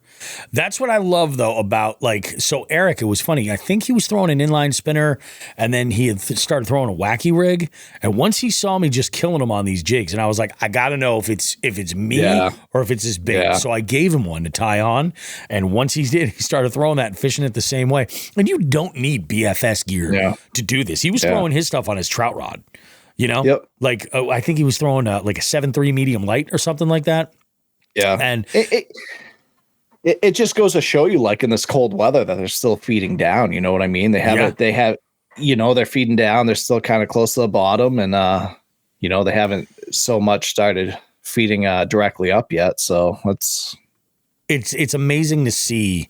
It's coming together. It's slowly is coming together. So yeah, I mean, not a bad week. Not a bad week at all. That's awesome. I wish I had a week like that with fishing. And I turned each day into 2 really good reels. Put some really good content together. I'm trying to do more into creating a visual element to stuff as well. And when I get full on into the kayak, where I'm in the kayak 3-4 days a week, again, I'm going to be putting the GoPro back on over my shoulder or on my hat. And I'm going to start putting some content together just to kind of put it up on YouTube and take some of that other stuff. I do have more content. Yeah, it is tough. Dude, you always forget and whatnot. And I did it all when I was on the boat the other day, but obviously didn't get shit because I didn't catch shit. But it's tournament season, crazy, man. Dude. It's tournament season. Next week, next week tournament season starts, and my kids will forget they have a dad. Where are you next weekend? So we are in Lakeville, Mass. So heading towards the Cape. It's actually the spot I did really well last year. I caught a nice fish there. But that was the heat of the summer. Yeah. Oh yeah. But this is a good time on the Cape. You could do really, really well on the Cape. True. It's not quite on the Cape. It's right after, it's not quite the Cape, but it's going out there. It's past Foxborough and stuff like that. Oh, okay. Gotcha. Yeah. But it's definitely going to be warmer temps than for here. Sure. Yeah. And, in the weather's looking like it's going to be in the 50s. That's awesome. So Middleborough. No, it's actually in Lakeville, Dan. Good look. Yeah, Dan. I do love John Hagen's comments, and he goes, some of my biggest smallies have come on 2-inch Bobby Garland crappie jigs. Dude, 100% believe that shit. Yeah. 100%. I love finesse fishing. It is just out of this world. I can't get enough. I absolutely love it. Let's go ahead. So there is something that I had thrown into this as a hot topic to talk about. And I bring it up only because it's something that I've noticed. I've been watching a lot of creators that are putting content out about their, pre-spawn baits, early spring baits, stuff in that window. And the bladed jig, chatterbait, whatever you want to call it, is showing up on everybody's list. It's one of those baits that there are anglers that will fish it year round. And it's a bait that I have struggled with a lot. As far as building some real confidence. And it's not that I don't know how to fish it or anything. It's just that often I'll throw it and use it as a search bait. And I'm all right, and I just don't put the time into it that I should. North Carolina changed that. I threw that chatterbait way more there than I ever did. And I mean, even if I could get a follow, because that's the thing, like what happened to me on Friday, that follow told me I needed to make some kind of a change. And if you can get a little bit of information like that, you can kind of figure out so what's going on? It didn't bite. What do I need to change? What do I need to switch up here? Right. And it can be really, really helpful. Joe, where are you when it comes to bladed jigs? Yeah, so I'm kind of the same way. I've primarily used them as a search bait. I do love, and I learned this from Sean the Fisherman. Mm-hmm. God rest Sean the Fisherman on the Jigs Bigs podcast. Pour one out for my homie. But Man, I started doing really well. Running them parallel. Fucking ninth grade geometry. Run them parallel with weed edges, and I've done well there. Yep. I did throw one, not looking to catch a fish, but I had a new setup for my bladed jigs I wanted to try out, and I did throw one for a couple minutes Friday, just to see the action. I threw a Picasso shock blade that I got from Dark Horse Tackle. Thanks to them. Oh my God, yes. And I love the Picasso shock blades, man. And but you know what I put on as a trailer, Bobby? And I was like, this is gonna be a game changer. What's that? I'm curious. I put on the Fisher Die Warbird, the smaller one. Yeah. I cut the head a little bit. Oh my God, that action is insane. Huh. And yep. Oh, you have the Jawbreaker too. The Jawbreaker too from Bog Hog Baits. I don't have that many left. I don't have that many Jawbreakers left. I'll tell you, a big thing for me with why I don't have that confidence with a bladed jig is that, again, it's a moving bait with an exposed hook. For the longest time, would just be losing them nonstop, especially as a bank angler. Oh, sure. I was losing them all the time. And part of that, I think, same thing with like spinner baits. Now, I have a little bit of a different relationship with spinner baits. Like, I actually have a little bit of confidence. Like, there is a time and a place where I'm like, I'm going to throw a spinner bait here. Like, obviously, like a big, like, Colorado blade at night, dark color. Yeah. Awesome. Great. It's a great search bait. Exactly. Move it all around. Try and get them. It's badass. I would fish like, there's a spot in the Chicopee River where I would fish and I actually caught it. Just my PB smallmouth came from over there. And I caught it on a chatterbait, a Z-Man original, green pumpkin with a green pumpkin Kitech. Super easy. Yeah. In this one area, there's a ton of rocks, and I was basically yo-yoing it off of the bottom, and I got bit my second or third cast. After that, got hung up on some rocks, lost that jig. I have since become a lot better with not losing baits, especially if I'm in the boat, but even from the bank, I'm much better with it. Like, it's more likely to happen on the bank than it is from any type of a boat, but I'm still pretty okay with it. I always kind of had wrestled like with what was the right rod and reel combo. I like to hear that you're yo-yoing it. Yeah. Because that's a great thing to do, because it's kind of like the blade bait, but with like a little bit more of a profile. Yeah. And you're not just getting that, that just the vibration with that smaller profile. You're getting that little bit more movement, something that they see a little bit better. Now, they're not just hearing it or feeling it, then they can actually see it. Yep. And it's essentially the same concept. So I like that you do that. I thought I was like one of the only people that did that. So with my when it comes to throwing a bladed jig, I throw them on two different rods, and I still haven't figured exactly what rod I like better than the other, because they both have. Well, actually, one of these rods I just had swapped out for another one, a slightly longer 7.3, 7 foot medium heavy. Now it's a 7.1. And, each different brands of rods are going to, what they say is a fast tip. It's going to vary. It's like, I have a 7.2 medium fast that I like to throw a lot of my moving baits on, basically where I'm not like jacking that hook. I don't need to. I can just put some pressure on. So for moving baits primarily, I'll use that, or treble hook baits, stuff like that. If I'm throwing like a rattle trap, I'll throw it on that combo, or a square bill. I've been typically for like conventional size chatterbaits, I've been leaning more toward 1/2 ounce all the time, generally. 3/8, like, of course you can fish those there. I know for like more shallow water, it's a good move, but I feel like with a 1/2 ounce, it's a nice middle of the road spot to hit, where it also counts down really nice. Where I can get it to a depth and say like, okay, cool, I can count to like 5 and know that I'm 5 feet down. I can count to 8 and know that I'm 8 feet down, something like that. Yeah. Sean did teach me about counting it down, then finding where you find the weeds, and then working them this way. That's just, again, something I have to force myself to do more often. Speed of your reel. is I think there I've learned one of the things that I've heard from a lot of people, or one of the things I've taken away from the things that I've heard from other people, is that I feel like the speed of your reel is primarily personal preference for the most part. I agree 100%. Yeah, I agree 100%. Some people are going to do better with faster reels. Some people are going to do better with slower reels, and it is what it is. So I'm out there and I'm counting bladed jigs as a whole.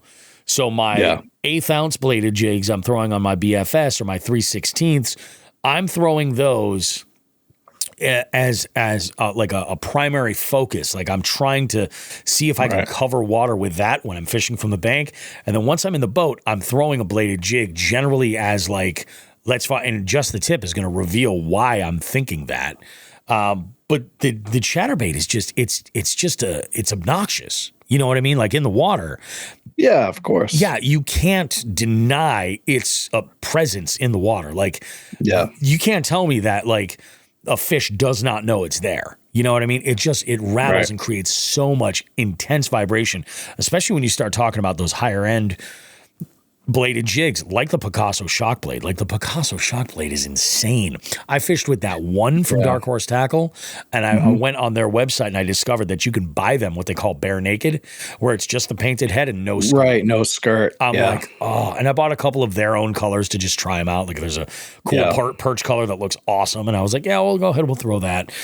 We're going to go ahead and go ahead. Yeah, there's just last thing I'll say on that. There's just the shock blade is just for people out there. It's a little bit different than your let's say even like your bog hogs or your Z-Mans and stuff. It's a much, how do I say this? It's a much tighter vibration. Yes. If that makes sense. It's a much tighter.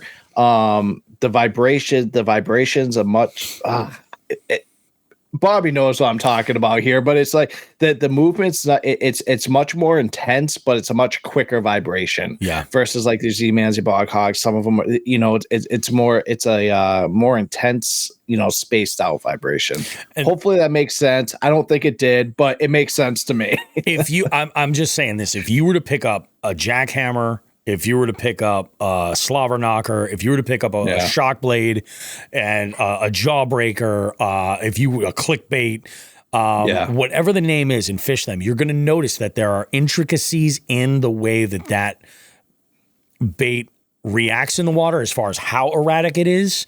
Also trailers, there's Ryan Steger comments here. He goes, bladed jigs must be taken off because Dick's Sporting Goods locks them up now. You know what's funny, Ryan, is I never go to Dick's Sporting Goods ever. Yeah. Especially for fishing stuff. It's just not something I do. Yeah. And I went there for some reason a couple weeks ago. I was up in that area and we were looking for something else. And I was like, I'm going to check and see what their fishing section's like. I probably found 5 packages. One was a clickbait. One was the new Buka Rat, the one with Ketchco, the plastic. That's one. Right. Yep. 2 6 cents 6 cents crankbaits, and then some spinner bait, all empty packages that are like shoved in the back that people are taking and stuffing in their pockets. Oh, no shit. Paul Russell says, I know people are going to gag. Try a Guggenbait's Happy trailer on the back of the bladed jig. I'm curious what's a Happy trailer? I haven't even seen that. I'm gonna Google it and see what it's all about. But that was my next question, was going to be for trailers. So one of the things this year that I just started to get into was like more of that spike tail style trailer, like the. What is it? The Spunk Shad. I know Missile Baits has a collab now with the Spunk Shad as well. The Chatter Spike. That's the one that I had picked up because I happened to see him at the show and was thinking about it. And I understand the appeal of a straight tail. Really, that's the Happy trailer. That's crazy. I'm looking at it too. I was just gonna say that's actually a pretty wild bait. I've never seen that before. Hell yeah. Okay. You know what? I got somebody in the know, and I'm going to ask some questions. I'm going to ask Becca some questions. There you go. So Paul, if you're listening, do you rig that tail horizontally or vertically? That's what I was going to bring up, because I oftentimes would naturally use a paddle tail swim bait, like a Kitech Fat Impact. Sure. Ryan Stager says that he hates himself for using a Saucy Swimmer. Dude, those Saucy Swimmer trailers, they're solid. They hold up. They really are. And their colors are pretty interesting too. Cut off a couple of segments. Where is it? Paul says cut off a couple segments and it's game on. Gotcha. Horizontal. No shit. Okay. The Razor Shads was another one that a lot of folks used to like, because of that vertical, and that's a bulky trailer. It really is. There was a big diesel minnow that I picked up, like, just because there was a color I was looking for. I'm like, all right, I don't know what these North Carolina fish are going to be doing. I couldn't give those fucking things away when I had OGO, dude. No one bought the diesel minnows. The diesel minnows? No one bought those things. If there's a color that Z-Man has, that if I can find the diesel minnow, I'm going to look on Omnia. And if I can find them, if they have them in stock, I'm going to order them, because I have a feeling that might make a sick pike bait. Ooh, yeah. That's what I'm thinking, is it might be amazing in those situations. So I like Zek's comment here. Yep. Just had warbirds show up on the porch a few days ago. They are pretty amazing. Oh, I wonder why he had them show up on his porch. Does that mean they might be in a box soon? Maybe. Smaller Lake Fork Magic Shad is an amazing trailer, especially on a naked bladed jig. Oh yeah, I've thrown that too. That Magic Shad. And it's a good look, but that spike tail seems to be the new thing. A lot of folks have told me, they're like, I don't know what the big deal is. I use flukes on my bladed jigs, and I'm like, that sounds perfect. You know what I mean? Yep. Because it all comes down to personal preference, man. Yeah. I love them. I love. They made a good trailer for Jig in the Canal. Who's that? Who Dan? We just talked about 6 different companies. I think he's actually talking about the Guggen stuff. I have a feeling. You know what, man? And we've talked about this, Bobby, and we're not going to go on a tangent here. Yeah. Say all you want about Guggen. Some of their shit I don't like. You know what? Their flukes were the only flukes I threw for a while. Oh, the Z-Man. That's what it is, the Z-Man. Oh, the Z-Man. Yep. The diesel minnows. Just for what it is, you heard it here, folks. The Warbirds. Breaking news. Look in May in your Dark Horse Tackle box in May. So if you're not subscribed, go visit Dark Horse Tackle right now and check the notes in this podcast, and you can save yourself some. And in fact, if you're watching this on Facebook or on YouTube or on Instagram, go check our information. We have our link tree up there, especially on Instagram, you guys. Go and check that out, because you can save yourself some money. We got all our promo codes listed with links to everybody, and get yourself all set up. Made for Warbirds. Good to know, Zach. Look at you, Zach. Zachariah with all the good stuff. Yeah, man, there's it's one of those presentations I specifically want to dedicate more time to, build that confidence, because I'm a believer in it, It's just kind of like letting it all know, figuring it all out, making it happen. Oh, and a Martin's bladed jig. I had a feeling that was coming. That was coming, which will be insane. I love it. I love mixing it up. And that's the thing. If you try these different baits, you'll notice that there are little intricacies here and there. So if you get comfortable enough with them, and you know that, oh, hey, this Picasso shock blade is going to rattle the teeth out of a northern pike. Okay, cool. Yeah. Maybe I don't need something so aggressive. Maybe I look at something that's a little bit more mellow, but super erratic. What fits the bill there? Klondike is always amazing. So I like Pat. Okay. I like that. That actually makes a lot of sense. Yeah. On a bait like a shad, our trailer doesn't have a paddle tail is better, since the blade is doing the work. I've heard that if you rig it so that it's the proper way, where the tail is up and down like this, but with the spine is facing up, it causes interference with the way that the blade is and what the head wants to do. And if you rig it upside down, I don't know. One of the things that I started doing was I would actually take a pair of scissors. Do I have a paddle tail with a tail on here? You know what else? You know what else I do with bladed jigs sometimes, Bobby? What's that? I don't run a trailer at all. On a bladed jig, really? Yeah. No shit. Yep. The biggest fish I've caught on a bladed jig, I did not have a trailer on it. Really? Yep. No shit. I mean, I guess it kind of makes sense, because you can shrink that profile quite a bit. Yep. So correct me if I'm wrong here. Yep. I think the person that told me about that is Zach. Really? Oh, so this paddle tail right here, what I often will do, and I don't have my scissors here, but I basically would just take this and take that tail off so it was flat. And that works great. It works absolutely fantastic. Lots of times, like I will save like a beat up swim bait, and I'm like, all right, we'll pop this on here. That's actually pretty smart. It's like a pintail fluke or something, but it does it. But it's not. But it's not. It wasn't him. I don't know. I don't know what he's talking about. I think it was on the show here, but anyway, it might have been. Yeah. No, it wasn't Zach.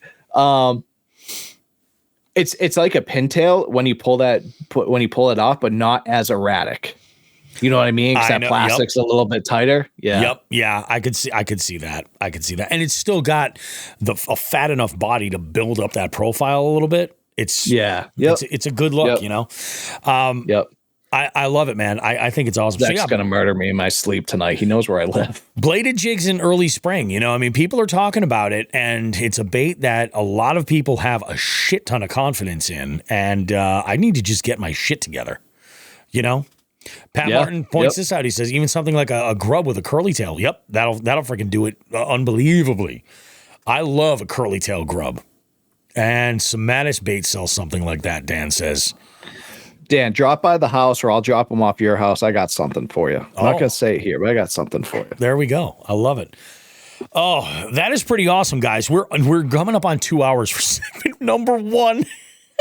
That's okay. We're new. We're new now. We're reborn. We're reborn. And part of it is that you guys are so into this. You know, as far as the comments, this is the shit we like. You guys are talking all about this stuff, and we're engaging with you, and it's adding another element. So that's what we're all about.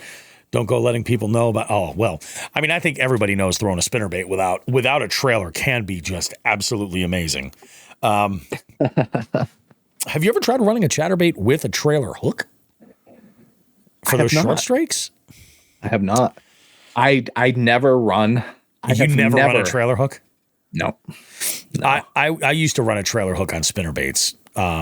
Yeah, and I didn't like. I felt like it took away from the linear movement that I am always looking for with spinnerbaits. Yeah. I didn't like it. Sometimes it's nice to just take like a big, like a 3/4 ounce jig. Like a round ball jig, like a ball head jig, and just put 17 or 18 trailer hooks on it, and then just fucking like rip it, and see what you catch. What you catch. You know what I mean? You know what running a trailer hook on a spinnerbait reminds me of? What's that? When dogs rub their asses on your carpet. Because it drags. Yeah, that's what I feel like when I run a trailer hook on a spinnerbait. Oh, I love it, dude. Pat says, "Goddamn, 2 hour segment 1 FTG for us is babbling so long." You know what? That might be the move. Ooh, guys, we're gonna take a quick break. We're gonna come back. We've got a brand new Just the Tip for you. We have a gear of the week for you, which I'm stoked to hear about. And then in segment number 3, we got Powerbait Paul. Powerbait Paul and I had an awesome conversation. I hope you guys are around for it. Check it out. It's going to be really good. You guys are not going to hear this on the live stream. It is only going to be on the podcast. And a few weeks later, yes, I'm going to put the whole video up for you guys on the YouTube channel as well. Don't go too far. We got more Jigs and Bigs coming up right after this.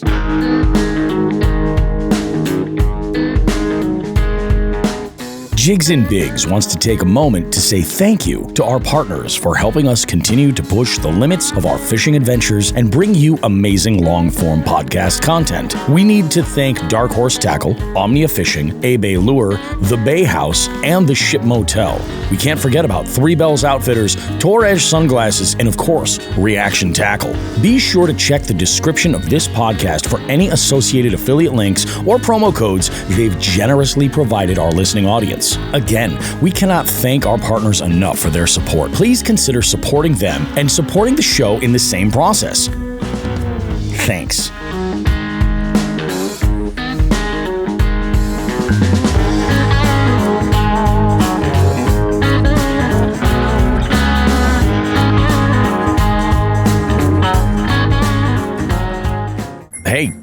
You. Yeah, you. The one with the impeccable taste in fishing podcasts. Bobby Roast Beef here with a little call to action for all Jigs and Bigs listeners. We're opening up our hotline to you. Now you can call us to sound off about almost anything at 413-324-8519. Want to submit someone for our FTG segment? Call us at 413-324-8519. Care to maybe suggest a topic for Just the Tip or Bait of the Week? Call us at 413-324-8519. Maybe you just want to give us or anyone else a little shout out on the show, or you want to suggest a guest for the beef seat.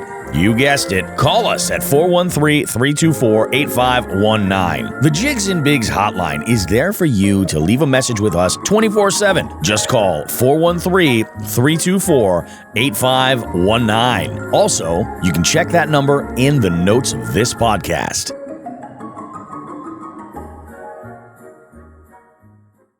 And perhaps play a little game called Just the Tip. Just for a second, just to see how it feels. Or, ouch, ouch, you're on my hair. Okay.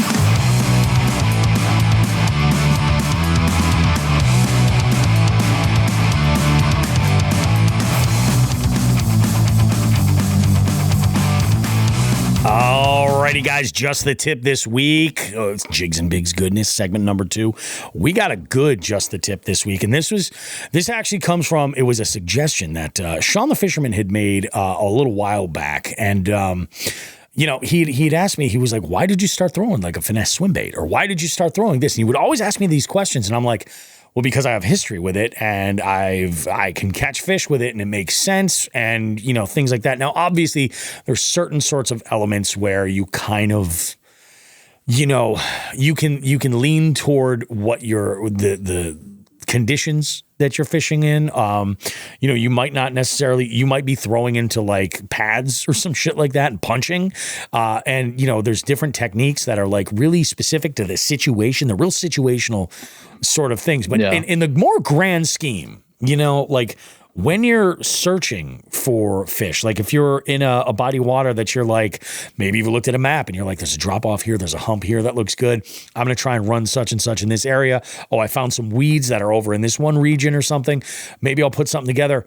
And he would ask me, and this gets back down to the bladed jig thing.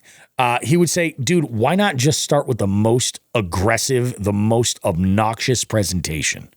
He's like, because if it's not going to work, you're going to find out quick that it's not going to work. And I thought about that, and it makes a ton of sense. I do this with topwater all the time, and I never applied it to anything subsurface. And when I say I do this with topwater all the time, I like to throw the biggest and loudest topwater I have, or a buzzbait. And sometimes that buzzbait is like a crazy buzzbait with like multiple blades. And it's because I want that drawing power. I want it to get attention. It's part of the reason why I initially started throwing lipless cranks as search baits as my go-to all the time, was because they're obnoxious. Now, I almost kind of think a bladed jig is even a little bit more intense of a vibration. There are some lipless that are insanity. You know what I mean?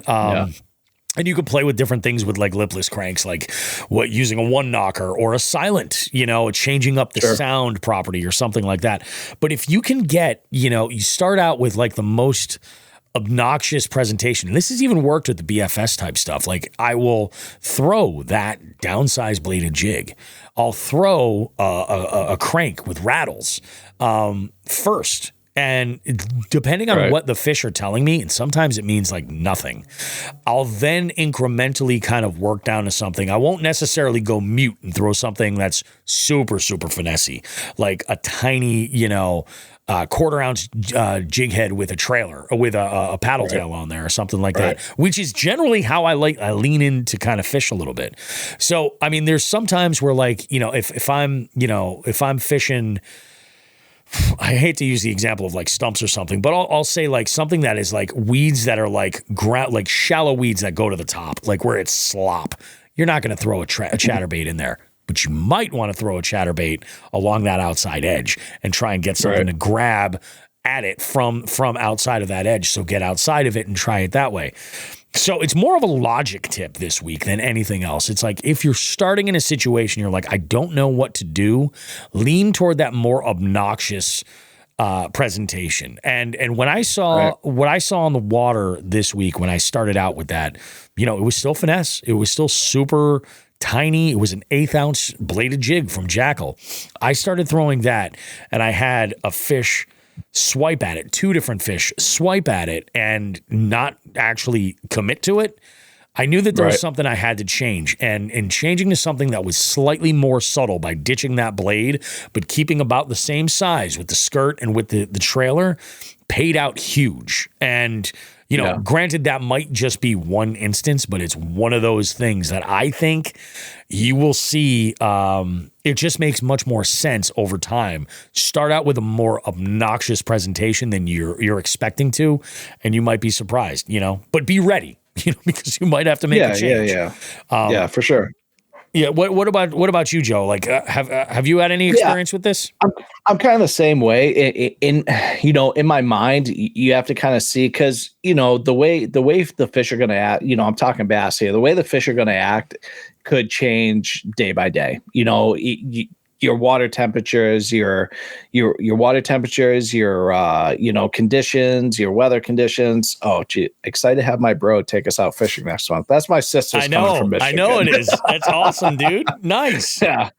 So I promised her I'd take her out, and the little man, my nephew. So that's awesome. So I in your mind, if you start off, in my mind, if I start off with those, quote unquote obnoxious baits, that's where you're gonna get, you tend to get those bigger bites. You know what I mean? Those bigger, more aggressive bites. Better, it could be better hook sets, especially on those treble hooked baits. But in the big thing on here, and this is kind of another tip, but we'll talk about more in depth. It's like, just because, don't throw the obnoxious, especially in areas where the fish are, especially if you have live scope, or just know there's fish in there. Break down that spot. Don't just throw one bait, give up, move on. Break down that spot. Start with that. For me, if I'm in a shore spot, I'm gonna throw that obnoxious, knocking fucking crankbait, start on the shore and run it through. If I don't get anything there, I might throw like a fluke or something, start jerk a fluke, a soft jerk bait. And then that's where I'll start to, if I'm still not getting anything, I'll start, getting real finessey. And especially if I know there's a fish sitting in there, or if I see it on the scope or whatever.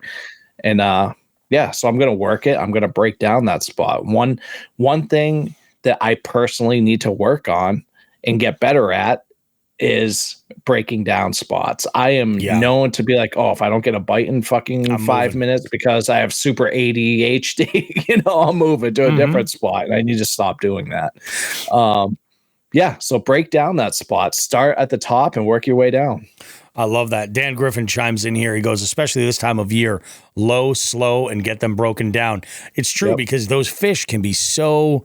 Like, you get a change in the weather, especially where we are, like we just had this week, where they're just locked up on whatever it is. It might be the bottom. It might be like a laydown or a stump that they're just like locked into.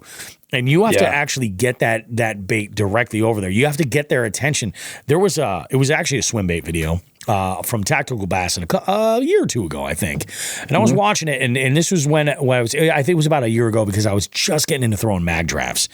And a big reason why I was looking to get into that style of swim bait specifically, and that size of the 8-inch, was the calling power that it's got, the ability to be seen, and to be seen as a high value enough meal for a fish to be coaxed out of where it is to come and eat. I'm not there yet with those baits. Like, I'm not having the success that I was hoping to. Does not mean that I'm not still trying them and still trying to figure it all out. But it's like, I feel like when you're throwing something that's a little bit more obnoxious, like that can, and there's obviously telltale signs. Like, people talk about it all the time. There's a little bit of wind, you've got some chop on the water, you've got a better likelihood that they're going to be chasing, which is a good thing. They'll go a little bit further out there.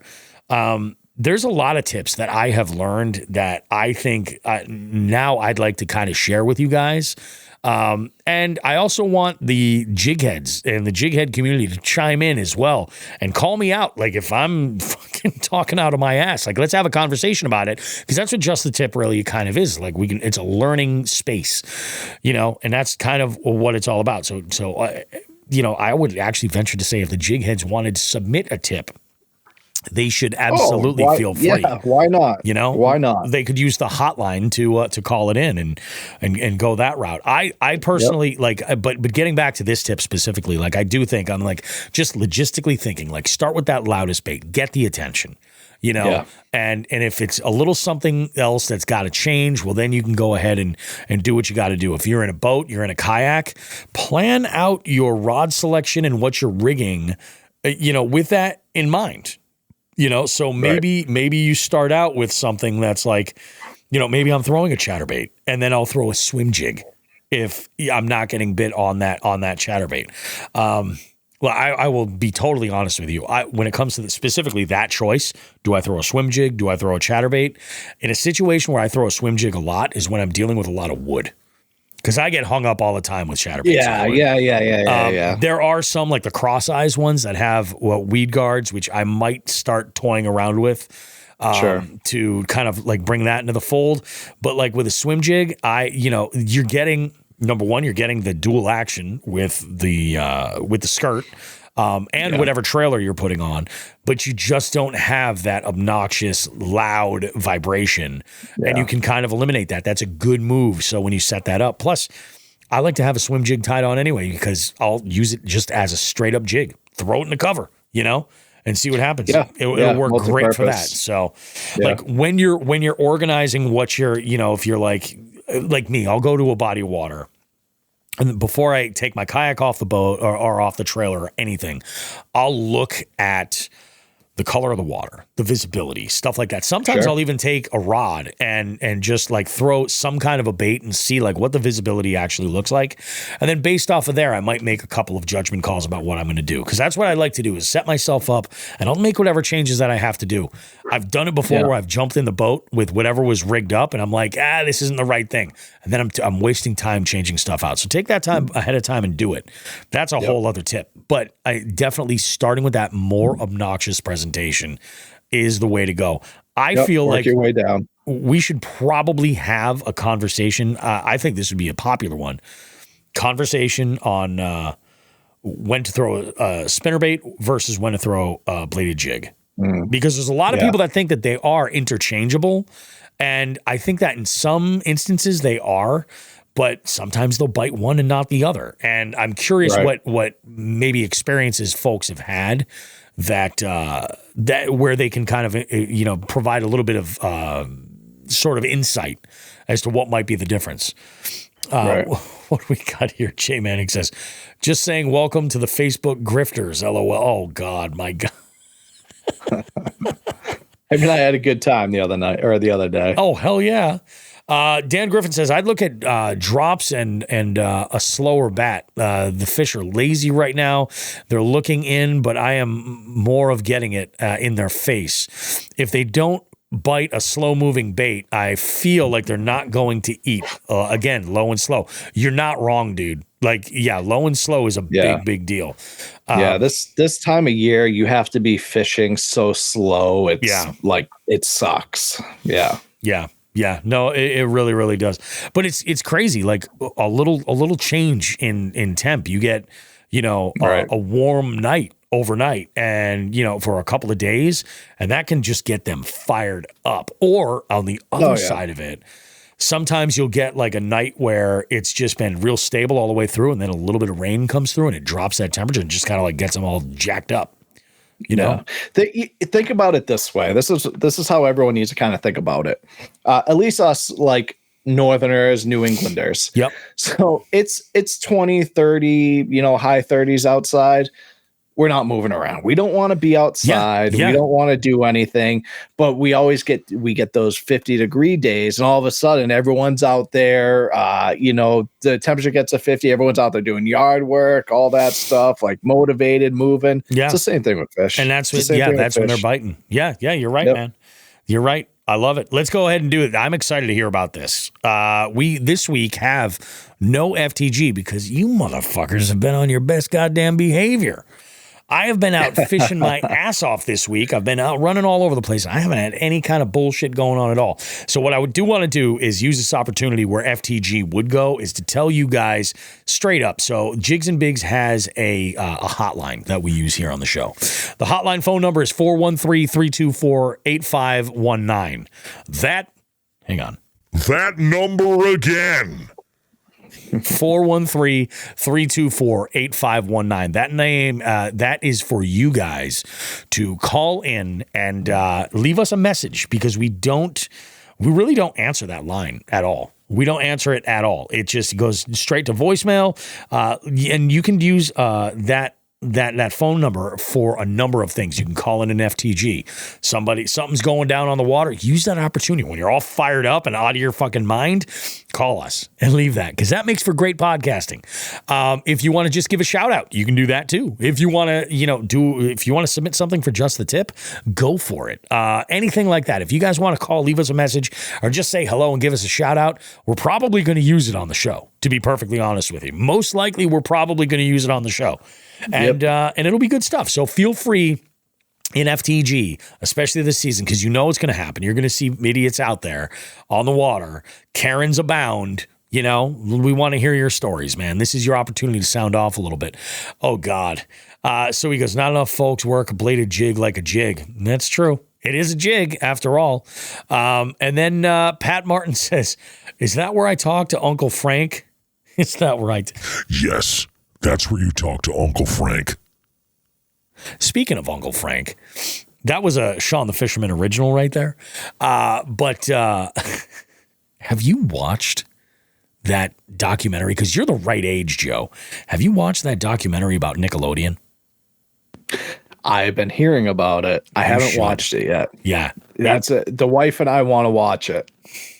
So I watched we'll talk about this in the third segment, but we'll talk about it because last night I watched a lot of shit. It'll be interesting. Okay. All right. It would be interesting. That would be a great guest for the show. Uncle Frank. Oh God. Frank Scalish interview. I love it. Let's go and get to it. Gear of the week. What do we got? Okay, gearheads, it's time to talk tools.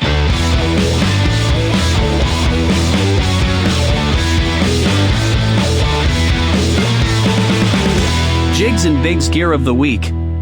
So, Joe, what do we have for gear of the week? I'm coming in hot with some gear. I love it. So one thing I did last year was, obviously on the boat, I have more bags of plastics I know what to do with. Oh, yeah.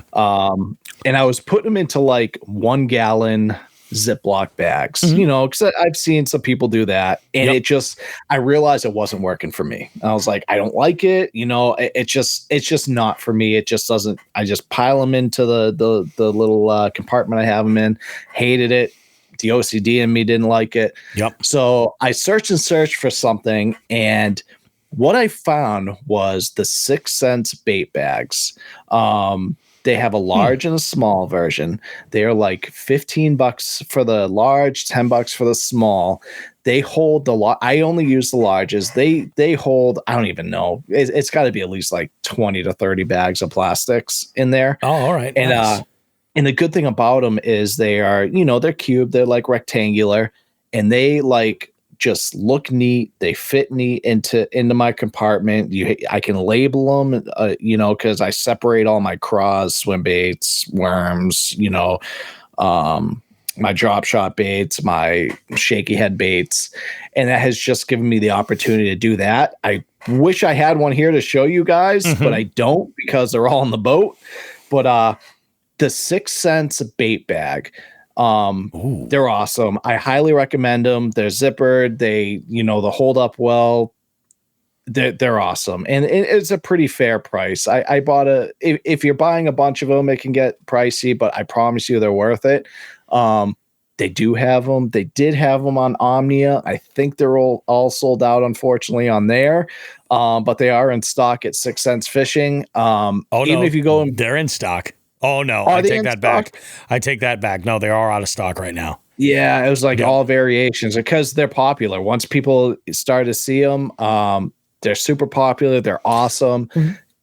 Which one are you using? Are you using the small one or the large one? Large. I use the large ones. I don't have any small ones. Yeah, that's awesome, dude. Shit. Yes, Chris. It's the longer one. The large one. Yeah, I only use the large. I don't use the smalls. That's good to know, man. So it's fucking ironic that you chose this because I have been looking at different ways to store mainly my surplus soft plastics because I'm a big fan of like taking out notebooks of soft plastic. Like I have a bait binder from Reaction Tackle. Check the link for affiliate links. They have 3 different bait binders that they make. I have a medium and I have a large. The large is dedicated exclusively to swim baits. Yeah. From 2-inch swim baits to 6-inch swim baits, and actually 7-inch swim baits. And I have a few in there. So I try to keep that like all together. And then the other one, I kind of put like grubs, worms, craws, creature baits, Neds, things like that. Right. And I find that works generally pretty well for me because I've got them laid out pretty good. But it's that bulk stuff that I want to keep on hand where if I'm like, I need more green pumpkin, paddle tails, I can then go through this. Now, I did buy like a Bass Mafia, like one of those money bags. A bigger one. Yeah. Remember I had one of those and I lost it? Yeah. I do remember that. That sucked. And so I had used those money bags and like bait bags. A bunch of different companies do them. And again, it kind of fell to the same thing where it's like the organization OCD I have. Oh yeah. It's just a catch-all. Yeah. It just, Yep. And these, the good thing about these bait bags from 6 Sense is like, you can just stack them in there neatly. You can, like I said, they have label, easy access. You can see immediately what you want and you grab it. And it's funny because I like when it comes to my soft plastics, I have like 3 staging areas. I have like just a, drawers full of stuff, and then I'll move them to like I have the I think the Frable boxes that all my excess ones are in the garage, and then they move to my bait bags in the when I know I'm going to be using that time because there's no sense in having soft plastics in my boat. I know I'm not going to use for that body of water that time of year or whatever. Yep. Yeah. So I'm constantly rotating them, taking them out. Yep. I'm constantly moving them around. Yeah. And having the organization definitely helps. Like I have like for me, I was using that money bag exactly as just like a big catch-all. So I could be like, all these plastics can go in here and then I'll go. And I have the Bassmaster when you would sign up and get the membership. Did you ever get one of these? Yep. That little bag, I don't know if it's meant for your lunch or like a 3600 box or something, but it's got like these 2 zippers and a flap on the top and then a small pocket in the front. I do have that. Yeah, I think I gave it to one of my kids. I have had mine for years and it is so disintegrated from the sun. It is so worn out. Like you look at the back of it and it looks like a pair of jeans that like some trendy girl is going to wear to the bar. You know what I mean? It's ridiculous. Yeah. And I'm like, okay, but I was looking at Z-Man makes the blocks, I think they're called. The bait blocks. Very similar. But I'm glad to see these 6 Sense ones because I'm looking around because it's sort of like that same sort of idea. I'm looking to replace that Bassmaster bag because that's what I'll do is the shit that doesn't really fit in or that's more situational. That's like, I'll be like, oh, I'm going to throw this or I've been wanting to throw this plastic. I'll go ahead and throw this in here. I just got, I ordered a bunch of stuff when I got into the BFS from Mule, and we're actually going to have Ethan on soon. I'll be recording with him, I think, next weekend. But I just ordered a bunch of stuff from Mule, and I was in North Carolina, and Ramon came to the campsite, and we recorded that show. And he left me with a pack of the Mule, the little craws. They look like ice fishing, like little trailers. I have seen those. They're so tiny. I am stoked to try these puppies out. I'm basically just waiting for the water temp to be up high enough to where it's like, okay, so craws would naturally be out at this time and not like, this isn't going to be weird, Yeah. That's all I'm waiting on. But it's like, it's those type of situational baits that I'm like, I'm looking for a bag to do that. I'm glad you mentioned this, dude. And is that big one? It looks in the picture on Omnia, it looks like it's leather. It's not. It's like that it's gaudy. it's not leather. Okay, it's a very I don't want to have to oil it and shit, you know? No. But it is a very like robust, like yeah, brushing it, and, you know, like shining your shoes. No, it's a very tough material, you know, some kind of synthetic material. Perfect. Yeah, but they're awesome. Yeah, I'm gonna check them out. I'm gonna wait until I can track one down and give it a whirl. Maybe I'll A/B it. Maybe I'll get one of those and a Z-Man one and say like, what one's better? Put it through its paces. There you go. Let's drive over it. Yep. Oh, it fucking holds up. Dude, that is freaking bananas, man. What a great goddamn show. I got to say, big shout out to all of you guys who've been in here watching all this stuff, getting into it. I think what we're going to do now is just take a quick break. Real quick break, turn it around. I've got Powerbait Paul in the beef seat joining us. Great interview, but on the back end of that, Joe and I are going to wrap this sucker up, and we will see you guys. Do not go too far. Much more Jigs and Bigs goodness coming up right after the Yes. Hey guys, Bobby Roast Beef here from Jigs and Bigs. You know, if there's one thing I can't stand spending money on, it's on something that's not versatile, something that I can't get a lot of use out of.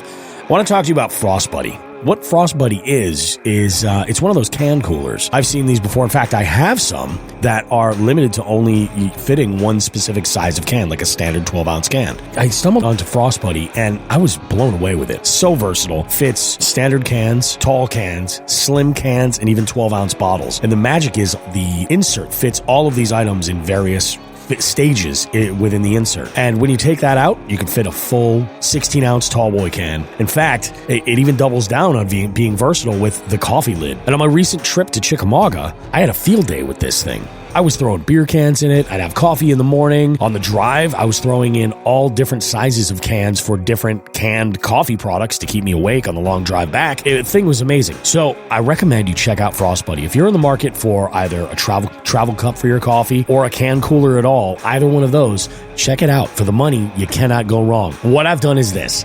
In the show notes for this podcast you're listening to right now, if you look there, you'll find a link to Frost Buddy where you can get yours. And not only can you go and get your Frost Buddy there, but you can help out the show as well. Go and visit that link in the show notes to this podcast. Check out a Frost Buddy. Tons of colors, tons of patterns, all kinds of great stuff. And it's a great spot to put your Jigs and Big sticker too. Take it from me, Bobby Roast Beef. You're going to get the most versatility out of this one product, probably out of anything you're ever going to buy, especially for anything that you're drinking. Frost Buddy. It works for me. I'm a happy guy.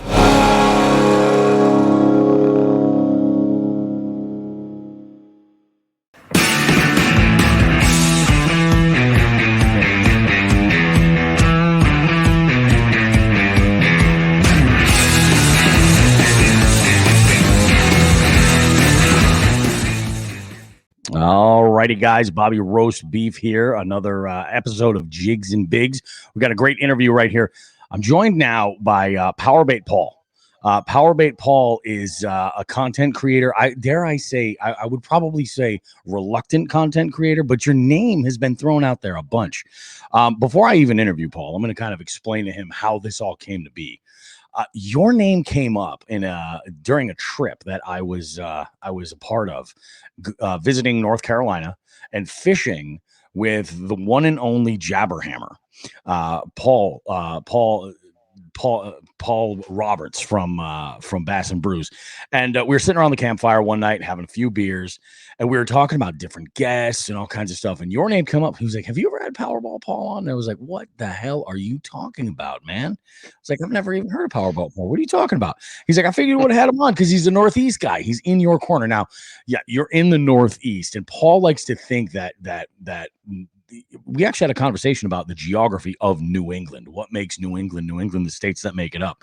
And he had just assumed New Jersey was part of New England. And I was like, oh, no. That's more of the mid-Atlantic. You know, it's the northern state.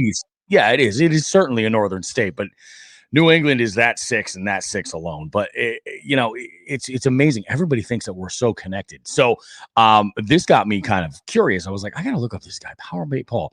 But dude, you said that, you don't really consume a lot of fishing content. You spend most of your time fishing. The little bit of content that you've got out there, that is very apparent that you spend most of your time out fishing. But you're also no stranger to other, fishing podcasts and fishing live streams and platforms because you've been in a bunch of these. Let's go ahead and start from the very beginning, Paul. Tell me your story. I'm a sucker for an origin story. I kind of want to know how people came up in the fishing world, the way that they did, what brought them to it. So kind of walk us through this point, and then we'll kind of go over some of the other appearances that you've made on social media. So the floor is yours, man. All right. So I started fishing when I was about 12 years old. My dad would take me fishing every morning after he gets done work, and I loved it. You know what I mean? I love catching fish, and largemouth bass.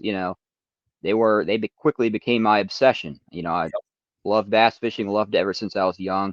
Bass, crappie, even chain pickerel. They get a bad rep, but they're a lot of fun to catch, and they are all over the Northeast states, especially New Jersey.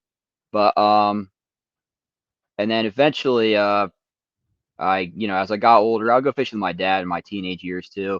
Eventually, as I got older, I grew up, got my license, got my car, and that's where it all began. And once I got my license, my car, I got freedom. I went fishing every opportunity I could get. You know what I mean? Just always searching for the biggest bass I could catch, the most fish I could catch. It became an addiction. But and ever since then, I actually do like 98% fishing from the bank. Sometimes I'll go into my buddy's boat, but I don't even own a boat or a kayak. All the fishing I do is from the bank for now. You know what I mean? Yeah. But I will get around to getting kayak eventually. But right now, I do pretty darn good from the bank because I know some really good spots during certain times of the year. That's what it all comes down to. Yep. And that's what you need. I mean, you need experience to do that. How many days a week are you usually getting out in like the peak of the season? 6-7 days a week. Dude, I mean, good for you. But it's like, unless I'm like, feeling sick or I have like a family function to attend, or we get our lakes locked over with ice because we don't really have fishable ice in South Jersey. It doesn't freeze hard enough to go ice fishing. So once we get some of that shell ice in the wintertime, then I'll take it easy until the ice melts. You know what I mean? Yeah, exactly. Like in the winter, you're chasing more moving water than anything else. Yeah. Yep. Yeah, it happens. That's how lately. That's how it's been up here too. We haven't had really good winters for like the last 2 winters for what I would consider safe ice fishing. Yeah. But that's dude, go ahead.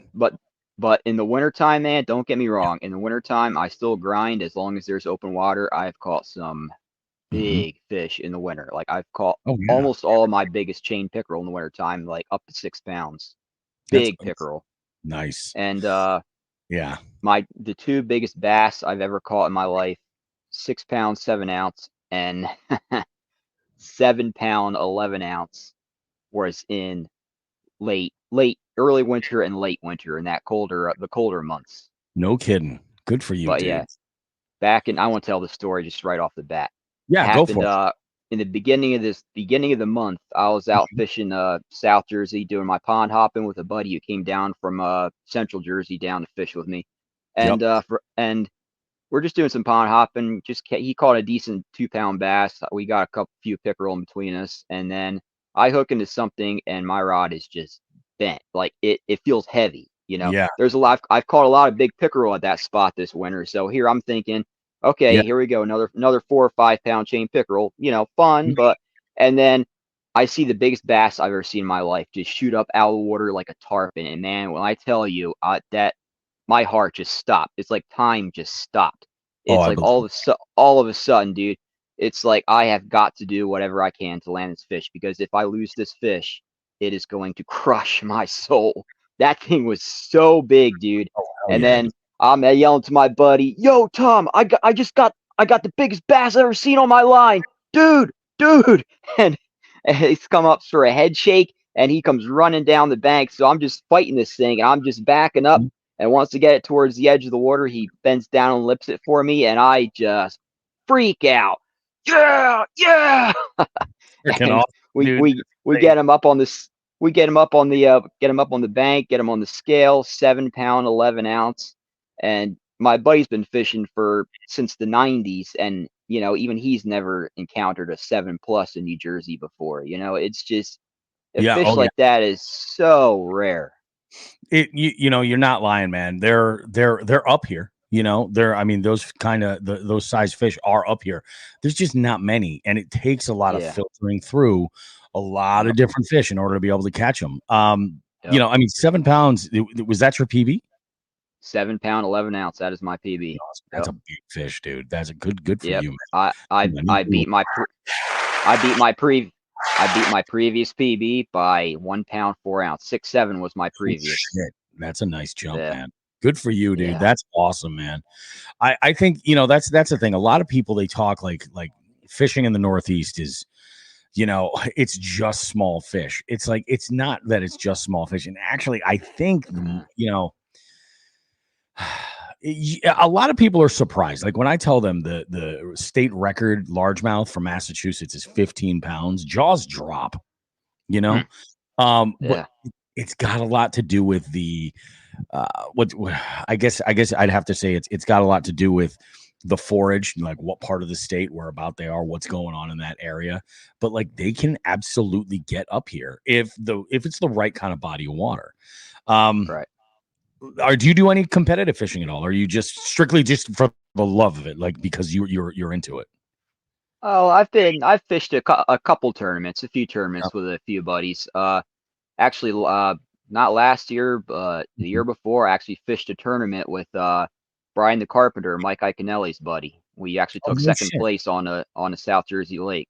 Nice, bud, dude. That's not bad at all.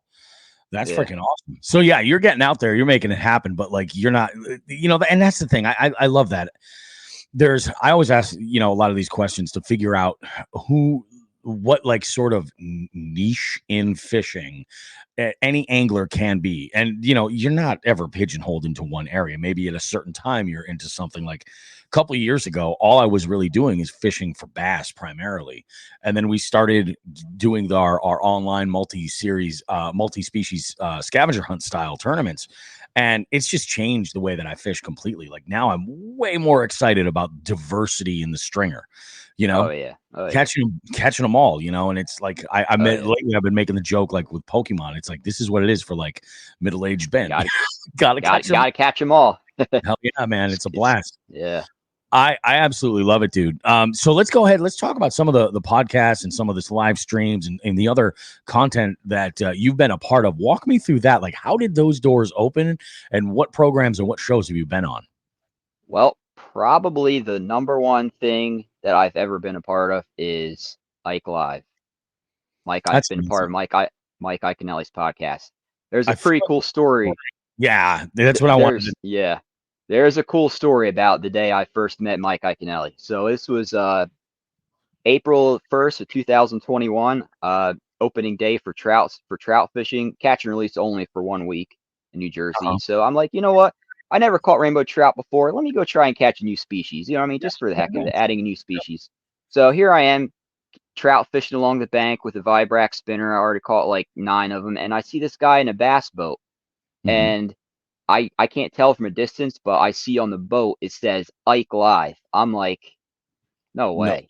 No. I'm like, all right, I'm like, you know what? I got to hear his voice to make sure. I yell, yo, you guys catching anything? And then I don't even know what he says, but as soon as he starts talking, I'm like, no freaking way. Mike Iaconelli, is that you? He's all like, what's up, man? It's me. I'm like, dude, you're like one of my fishing heroes. Can I get a picture with you? And he's all like, come on, man. And so I'm walking around the bank, and he's throwing a big trout swim bait around, and he throws it into this cove, and man, he hooks into a giant, a 7 pound, 4 ounce Jersey largemouth. All I hear is net, net, net, net. And Brian the Carpenter was on the boat with him, and he scoops it up, and Mike is just doing his classic freak out. Yeah.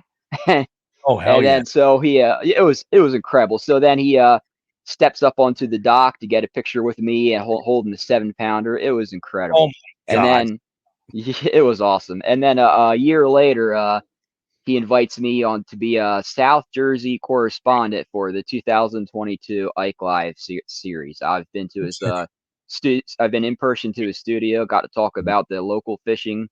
It was a good time. Dude, that is amazing, man. Like, talk about right place, right time, and like, how cool is it that he hooked into a fish of that significance? And really, regardless if he was doing it intentionally or not, but he put on a show for you, really. Oh, yeah. And that's freaking awesome. I love Ike's energy, and I think that he gets, sure, there's some haters that are out there, but like, I feel like he is bringing, or has brought rather, a breath of fresh air to the professional side of the sport. That's in a lot of ways, I think it's much needed, but the guy is just an absolute legend. That's amazing, man. That all just kind of like the pieces all kind of fell together, and you're like, because I was like, you got to be kidding me. I was like, really? I'm like, now tell me about, how'd you get the name Powerbait Paul, and who gave you that name? So, a buddy of mine, me and him would go fishing all the time. His name's Robert. Me and him would go fishing all the time, and I would just be using these simple little baits, Berkeley Power Worm, 7-inch red shad, and he was amazed at all the nice bass I was catching consistently on them things. Just a Texas rig. I caught my first ever 6-pounder on a Berkeley Power Worm, just swimming it along the bank, and eventually he just started calling me Powerbait Paul because Berkeley Powerbait Power Worms, and I just went along with it. And I actually have a bag right here. This is the reason. The 7-inch red shad Power Worms.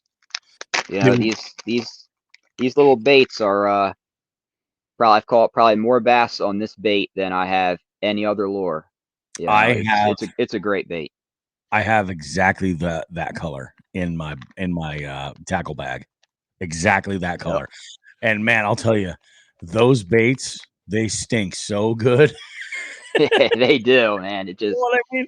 You're like, what you're throwing right there. Yeah. That is awesome, dude. I love that. Yeah. And I think it's cool.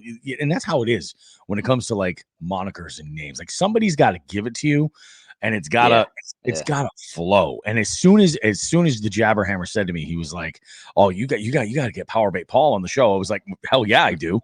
Hell yeah, I've got to get him on the show." That is amazing, dude. Let's talk a little bit, let's talk Jersey fishing and bank fishing specifically. Like you said it when you were giving me you said you don't have a boat or a kayak yet. I'll tell you though, like I said, I've already mentioned, we do the multi-species scavenger hunt. We had a guy place in the top 3. I think he got second place, and he did it fishing exclusively from the bank, and just put the hammer down with some of the diversity that he caught. It was unbelievable. And I feel like for a bank angler, when you can kill it, it's that much more of a flex in a way. Oh yeah. Oh yeah. Heck like when you're getting on them and you're just like, okay, cool. Because the reason why bank angling is so challenging is just the access points. Limitation. Yeah, you've got so much limitation. There's only so much fishable bank that you can get to at a lake, and then you've got to look at so how far can I cast, and how agile am I to get out there. I know a lot of bank anglers that are like, they never put their feet in the water, and then there's other bank anglers that are just like, yeah, I'm going waist deep in the summer. You know what I mean? And I'm gonna work this the best that I can. When you're going out, let's talk rigging. What's your process? Like, what are you bringing out with you? Are you going more lighter so there's less to carry around? Or are you trying to make the most out of what you've got and take some variety with you? Basically, I go out minimal tackle. I stick with my confidence baits, the stuff that I know will work during a certain time of the year and the certain places I go. But I always go look at my Instagram posts. All those bass selfies, all those fish pictures, I'm always wearing a Field and Stream fishing vest. Yeah. So that's where I keep my bags of soft plastics, some extra hooks for when I get snagged, my jaw clamps for like pickerel and snakeheads that I might catch, and scissors, just pliers. All my necessary tools. Basically, it's like Batman's utility belt for fishermen. It really is. And it's funny. We had we talk a lot. We we try to make Jigs and Bigs more about the complete angler, whatever it is that you do. Right. So if you're out there and you're fishing in a boat, I'm talking a boat where you've got any sort of storage at all, but that can vary too. If you've got a bass boat, 21-foot bass boat, you've got storage. Like you don't even have to store your stuff at home. Just store it in the boat. You know what I mean? Just store it all. Like carry every last thing you've got, which is great. And it's a convenience. When you step down a little bit and you're talking more like the John boat angler or the tiny boat nation guy, it's a little bit of a different animal. You get into the kayak world, you have to streamline a little bit more. There is it's a true art to streamline what you've got, but also be prepared at the same time and be a bank angler.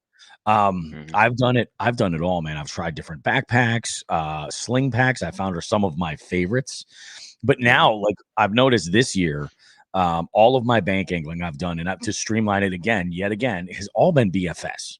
I've been getting into the BFS sort of end of fishing, trying to, learn it as much as I can and figure out how to use it to its advantages for all types of different fishing. And I feel like for when I'm going out fishing from the bank, it's amazing just to have on hand. Sure, there's going to be other instances where I need to carry a few more combos.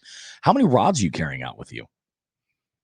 I keep usually about 7 to 9 in my car all the time, and I carry with me about 2 or 3, confidence baits, Basically, yep. I always got to have either a jig rod or a Texas rig rod, a miscellaneous rod, which is usually a spinner bait or a paddle tail swim bait, and then of course my ultralight 6-pound test, little grub or little tiny paddle tail swim bait. Yeah. In case I come across a school of panfish. Oh, hell and yeah. Speaking of panfish, this morning it was downpouring. I had the best day of crappie fishing in my life. I caught 50 black crappie from the same spot on the bank under a bridge. Holy shit. Mixed bag of white crappie and black crappie, all mixed. It was so much fun. 50 from one spot. Now I saw the post you would put up. I didn't realize that was from today, but that was this morning. That is nuts, dude. 50 from a single spot. Good for you, dude. Yeah, I'm telling you, just bridge pilings. Yeah, they are crappie magnets, and they hold some big ones, especially if it's like really deep. Like the spot I fish, it's a lake under an overpass. It's about 7 to 8 feet deep under the bridge around the pilings. Dude, it's just one fish after another. Good ones, small ones, everything in between. Dude, that is wild, man. That is freaking nuts. Let's talk. You mentioned, confidence baits and some of the combos that you're taking with you. What is your short list of confidence baits look like? Like, what are the things that you can get it done? I mean, we know the Powerbait, the Berkeley Powerbait worms for sure. What are some of the others that are in there?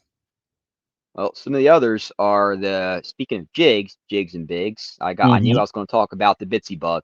Strike King Bitsy Bug, 1/8 ounce. Great jig. That's actually in green pumpkin. That's actually what I caught my 6.7 previous PB on in November. Oh, no kidding. That's a nice jig right there. Yeah, it is. It's a popular jig. People love the Bitsy jig. Yeah. You got a favorite trailer with it? I usually go with the Guggen Baits Kraken Crawl or the Berkeley Chigger Crawl. Those are two really good trailers. Yeah, I love the Chigger Crawl. That's a go-to for me all the time. I did just get into from a company called Magnum Baits. They call it the Beef Crawl, which Bobby roast beef. I had to try it. But I have a theory with jigs. Last summer, I was watching Tactical Bassin, and this was like early spring. And they did a video and in there was a tip where they were talking swim jigs and tips to just, to change things up. And one of their suggestions was to go with a much larger trailer on a swim jig than you think you'll need. The difference in the year that I had on my swim jig fish was unbelievable. The quality, I got a bit more and I was getting better fish. Like I probably had 3 times the number of fish that were 17 inches or larger, and it was unbelievable. So I saw these craws and they're huge. Like they're the size of my hand. They're 5 inches. And I'm like, I gotta try it. I gotta try it just to see if I can get those similar results, on a different jig. But I love, for me, the go-to is the chigger craw. It's just, I think it's sort of like the perfect in between craw bait to throw. That's awesome. What else do you have for that are like big confidence baits for you? So the bait that I caught my 7-Eleven, my current PB on, was actually 6 cents paddle tail swim bait. Just rigged up simple on a jig head, in the sexified shad color. Oh, nice. Is that the 6 cents whale? No, this is the Divine swim bait. Oh, that's the Divine. Gotcha. Divine, yeah. Dude, swim baits in general, like paddle tails, like small plastic swim baits, are just fire all the time. Oh yeah. I had a battle with a pike that was way longer than my entire catch board. So my catch board is like 26 inches. This fish went at least 30. It was just absolutely huge. And I say almost because he actually bit a small finesse jig from Giltech that I had rigged with a 3-inch Kitech Fat Impact, and he pulled me into the weeds. I mean, super finesse. I actually had gone back to chasing because I had a smallmouth nose up to a 4-inch swim bait that I was throwing on my way to a spot, and he didn't bite, just kind of nosed up to it and turned off. And I was like, I wonder if I can go back and get him if I maybe downsize or change something and try and dial him in. So I go back over there and I got bit within like 3 or 4 casts, and it ended up being this pike. I got him to the boat, like tried to get into the weeds. I basically just kept on him, just worked the hell out of him to get him up to the boat, got him up there, and he bit my leader, just broke right off. I could see it just raise his teeth. I was putting the net in the water, and I was like, he's gone. My rod just snapped right back up. I was like, you got to be kidding me. So needless to say, I have a bone to pick with northern pike in one particular Berkshire leak. And we'll be rectifying that situation, but that is freaking bananas, man. I love I love gear, I love trying out new stuff and going out. And I assume you're probably a little bit of the same. Like you might get into something and say, let's see how this works, because it's almost like you're a little kid playing with your toys. You know what I mean? Yeah. It really is. Yeah. And then if you can trick this wild animal to feed response to try to attack it. I mean, it's unfreaking believable. So you're in South Jersey, right? Yeah, South Jersey. Your part of Jersey. Are you Taylor ham country or pork roll country? I always forget. Pork roll. It's pork roll. Okay. All right. Yeah. Okay. I wasn't sure. I wasn't 100% sure. Let's get back to some of the other like what other podcasts have you been a part of? Any of the other ones? Any less little guys that you've been involved with? No, so far just part of Ike Live, but I'm going to be a guest in the near future for a New Jersey multi-species podcast. I love that show. Joe and Chris. Looking forward to joining them for a guest segment. I just discovered them this past winter, and man, I've been binging. I've been absolutely freaking loving it. I love that show. I love that they cover everything. Yeah, Joe is he's an interesting feller because he's one of those oddballs that does not like bass fishing. He thinks they're the most overrated fish on earth. I feel like it's funny. You'll run into some of those like multi-species anglers that are like, "Oh, cool, I got a bass." They're just not excited at all. You know what I mean? Yeah. And then there are bass anglers out there that really do think that largemouth are the most difficult fish to catch. And I'm like, are you? They're smart. They're smart. They are especially smart from pressured lakes. Yeah, but there's so many different species that I've caught with such I guess with at least around here, largemouth are so plentiful. They're in almost every body of water. You know what I mean? Yeah, that's also what makes them so popular too. Yeah. Oh, for sure. They're hardy as hell. You mentioned accessibility. Yeah. Now you mentioned snakehead earlier. Do you have that sort of passion with snakehead as well, or how many have you caught? And what's your experience been? So snakeheads, they are really aggressive and awesome fish. Really awesome fish. But I've only caught 3 snakeheads, and they've all been not accidental catches. I wasn't expecting them. Yeah, the river that I caught Yeah, bycatch. The river I catch them out of is actually brackish water that I catch a lot of stripers and catfish and perch out of. Yeah. But the Okay. biggest snakehead in my PB is 7 pound, 13 ounce, 28 inches. It's a Big fish, dude. powerful Big fish. fish on a big fish on a white paddle tail on a jig head, 12-pound monofilament line, no leader. It was a crazy fight. Freaking no leaders, Nope. man. I love that, dude. That is freaking nuts. I talked to some folks and like, snakehead they are aggressive. It's like the closest thing I've ever caught. I caught one bowfin, and I love bowfin. I think they're great. I caught an 18-inch bowfin that fought like I had a pit bull on the end of the hook. This was definitely like very crystal clear, not a bass. I caught it on a Texas rigged Senko. Wow. And he bent the hook like almost straight out once it was in the net. It was ridiculous. Just like absolutely destroyed it. Yeah, I was like, okay, let's take our time measuring this fish and figure out how. And just an 18-incher. Imagine what a giant would be like. Yeah, if it was a big one, I mean, unbelievable. Jeez. And it's like that's the thing. Yeah, 18 inches. That's like nothing. That's like a pickerel. Yeah, it really is in a lot of ways. But like it's amazing. Like I think that bowfin, if snakehead fight anything like them or more aggressively, my God, it's funny. In your area, there are two fish that I am this year targeting for the multi-species scavenger hunt. It's snakehead for sure. It's a category that we have listed on there, and they're not everywhere.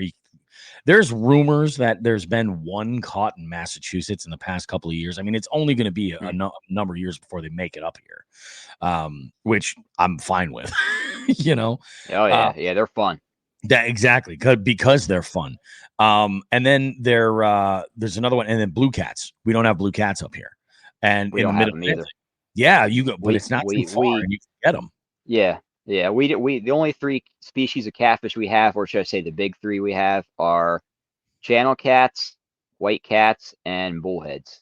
Yeah. So the best we got is channel cats, which they're fun too. They are a blast. I haven't caught what I would consider a big catfish, like I would say exceeding 10 pounds in my life. And I mean, just catfish are just amazing, but the blues, specifically, I'm like, unbelievable, just absolutely ridiculous, some of these fish.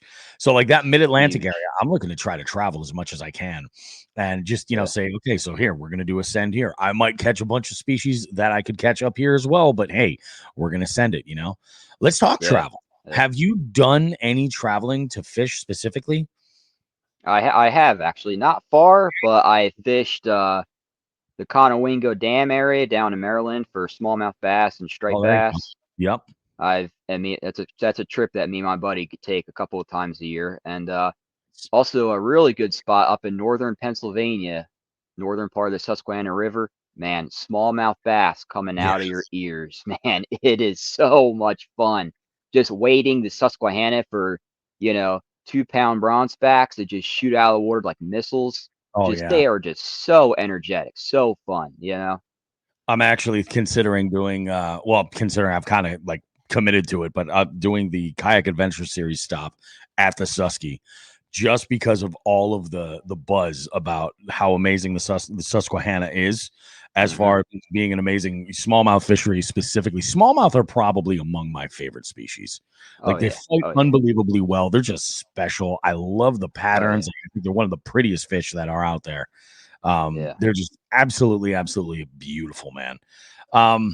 Let's get into some of the other Jersey stuff. Now, I like to I like to ask this question primarily for two reasons. Like I'm a nosy guy, I'm a big guy, and I'm a food fan. But also I'm sort of selfishly making a list of spots to hit up. So one of my favorite things is like if I go out on a body of water and I'm fishing and I'm out early morning and I'm just killing it, or it's terrible. Sometimes what I'll do is I'll just either use the opportunity to celebrate or to just kind of like drown my sorrows in, a really good meal, be it a late breakfast or a lunch or something at a mom and pop spot in your area. Like, where's the place that you're going to that you're like, yep, this is the place I gotta go to grab a breakfast or a lunch after I'm done fishing first thing in the morning? Well, I'm a big fan as far as the more popular franchises. I'm a big fan of Red Lobster. Seafood, Love it. Really? You know? Okay. Yeah. But more localized area, I really like going to this diner called Mary's. It used to be Dino's Pizza, but got bought out. But they have the best fried flounder sandwich I've ever had. So good. Really? And it's like 30 seconds away from the Yeah. lake that I caught my 7-pound bass at. So it's convenient, you know. So that's awesome, man. What's your favorite fish specifically to catch and eat? It's a toss up between striped bass and yellow perch. They are both really good eating, Dude, especially yellow perch. Yeah, yellow perch is really, really fantastic. Yeah, Striper, I've heard that stripers are great eating. You they know, are. and there's mixed reviews, that I've heard from some people that are just like, I'm not eating that fish. Have you ever seen the sea fleas they're covered in? And I'm just like, okay. I'm like, no, I haven't. Believe it or not, I've never caught a striper. I live like 10 No. minutes away from the Connecticut River. And we have a striper run that comes right up here that people lose their shit about. And I've never ever caught a striper, like even just as like bycatch when I was fishing in the ocean, never. Yeah. Yeah, I got to change that. But I Yeah, also they're a lot of fun. there's a lot of folks that they discover fishing for striper and then they just don't do anything else. Like they're committed to it and they're just like, oh yeah, I fish for stripers and that's it.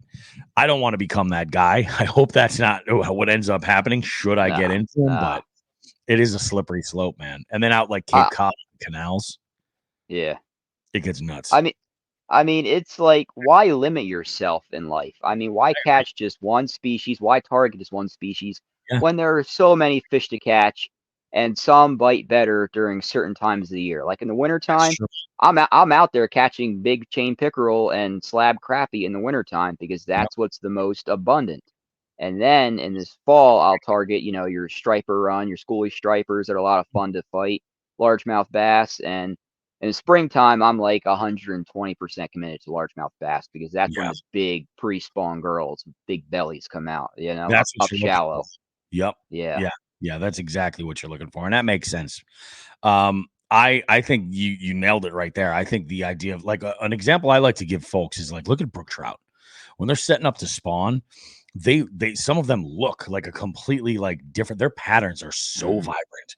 And it's just you get that picture in the net or holding that fish, and it's just like it's almost like you just check it off your bingo card. You know what I mean? They're a work of art. They really are, man. Like, and you nailed it. Like even yellow perch, like you catch. I was out with a guy yesterday. We were fishing this one spot. It's a lake that's right near me. I fish this place probably twice a week throughout the season. It's just so convenient, and it's got I'd say a great cast of multi-species. Like it's a good bass lake. It does get stocked with trout. There's rainbows and browns. I have caught bluegill in there. That's the primary forage. There are some craws in there. They also feed up in a couple of spots. And then you've got bowfin in here. I caught my first ever black crappie out of this spot. And I recently, just this year, actually, it's so weird. I would go over to this one spot this winter when it wasn't iced up. And I've been talking to other anglers and they're just like, yeah, they're like, there's great crappie in here. I'm like, you've got to be kidding me. And then my buddy was like, hey man, I got to run around the corner. I forgot something. I said, okay, cool. While he's gone, I hook up into a small crappie, like a 7-incher. And I'm like, I can't, I just told him, I'm like, so many people in this last couple of months have told me this body of water is great for crappie. And I fish it like 2 days a week or more in some cases. I've never caught one, and here we are. But then again, I've also caught rock bass over there. And I had never, ever, ever seen a rock bass. They don't even show up on the list from the state as a species that's in there. Who knows how they got in there, but it's crazy. And then what else do we have? A bowfin. And then I thought somebody had taken out the pickerel population because 3 years ago I hooked into a giant pickerel. I've never caught a small one in there. Every pickerel I've ever caught has been a giant, but that was the last one I had caught for like 3 years. And then last September I sunk into like a 20-incher, and I was like, okay, so they're all right. It's there's nuts. no getting rid of pickerel. There's no getting rid of them things. And they're one of the only native Massachusetts fish, same with Jersey. It's crazy. It's like we only have a couple. It's like yellow perch, brook trout, and chain pickerel. And I think chain pickerel get a bad rap. I know what is it? Alex from Bass and Brews loves chain pickerel or catches them often in his area. And would you say that they're more abundant in Jersey than even bass? Oh yeah. I mean, I would say I'm going to say yeah because they're in just about every body of water. But there are some bodies of water, man, they get so big. Like if you scroll through my Instagram post, you'll come upon a 5.5, 5 pound, 8 ounce on the dot, 25-inch pickerel I caught. And man, that thing was so beautiful. I mean, I had a couple guys ask me if that was a red fin pickerel because the orange fins, the belly fins were like orange. Like, oh, kidding. I mean, I can't complain about a specimen like that. They are so beautiful. Once they start getting around 22, 23, 24 inches, they're a respectable fish at that size. A lot of fun. Sure they are. Yeah. It's those like 10, 12, 14-inch snot rockets. Those are the ones that are like, Exactly. But the big ones, they're like little muskies, Hell yeah. Yeah, they really are. They really are, man. Yeah. And that's a whole like family of fish. Pike, muskie, pickerel. They're just exciting. You know what I mean? They're just freaking exciting, man.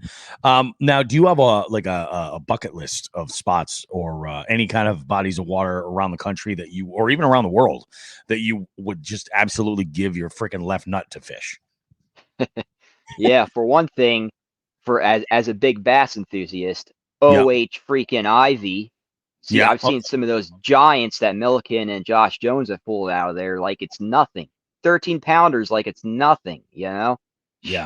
So OHIV is at the top of the list, and I'd really love to catch muskie. They're my number one bucket list species. So I would say probably Mille Lacs Lake for muskie. That's a really good muskie lake. And for smallmouth, the St. Lawrence River. I've got a couple buddies that have fished there, and they catch 4 or 5 pound smallmouths out of there like it's nothing. It's insane. There is we have friends that are up by the St. Lawrence River, Abe Lure Lab. Chris and Christina, love them. They're absolutely awesome.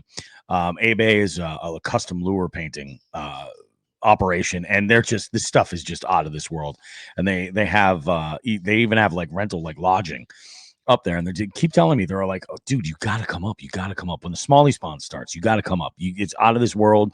It's fishing that you've probably never experienced before. And I'm like, yeah, this needs to happen. I just got to get a calendar on the date and make it work. But you're speaking my language with all those bodies of water. Oh yeah. And that's kind of my goal, is like, I love getting out there and just having the experience. When I fished with Jabberhammer, like the fishing when we were down there was just abysmal. Conditions were insane. We had one day that was like the fairest weather that we had.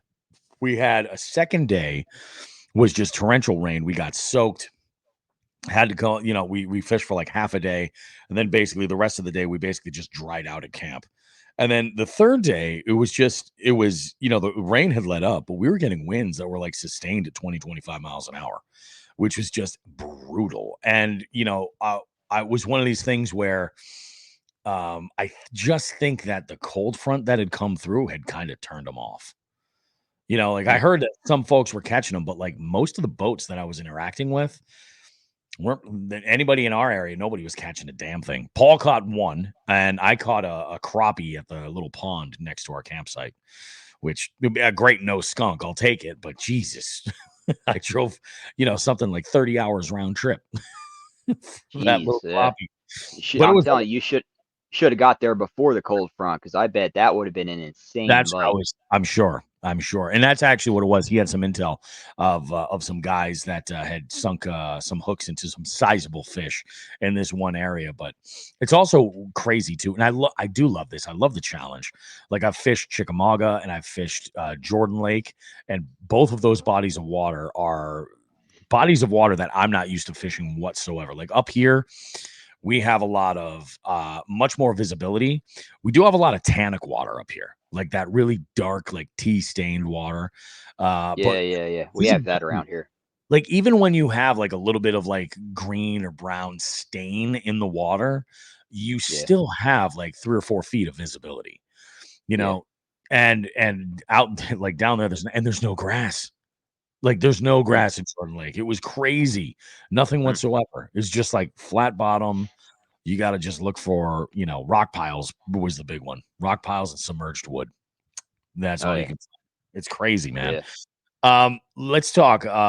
Actually, you know what? Let's do this. Let's have you jump in, and I'm going to ask you for 2 stories, and that's primarily what this show is really all about. It's fishing stories, and I love to ask this question to kind of know how good it's been and how bad it's been. And we've already talked about your PB. The first story might be about your PB. The first story I want is like that fishing story where, like, if you're at a party or an event or something like that, like a wedding or something, you go up to the bar and somebody goes like, "Hey, Paul, yeah, so-and-so said that you fish." Like, what's that story you're going to lead with that either might be super entertaining, something you're super proud of, or something like that? So go ahead, tell me that story.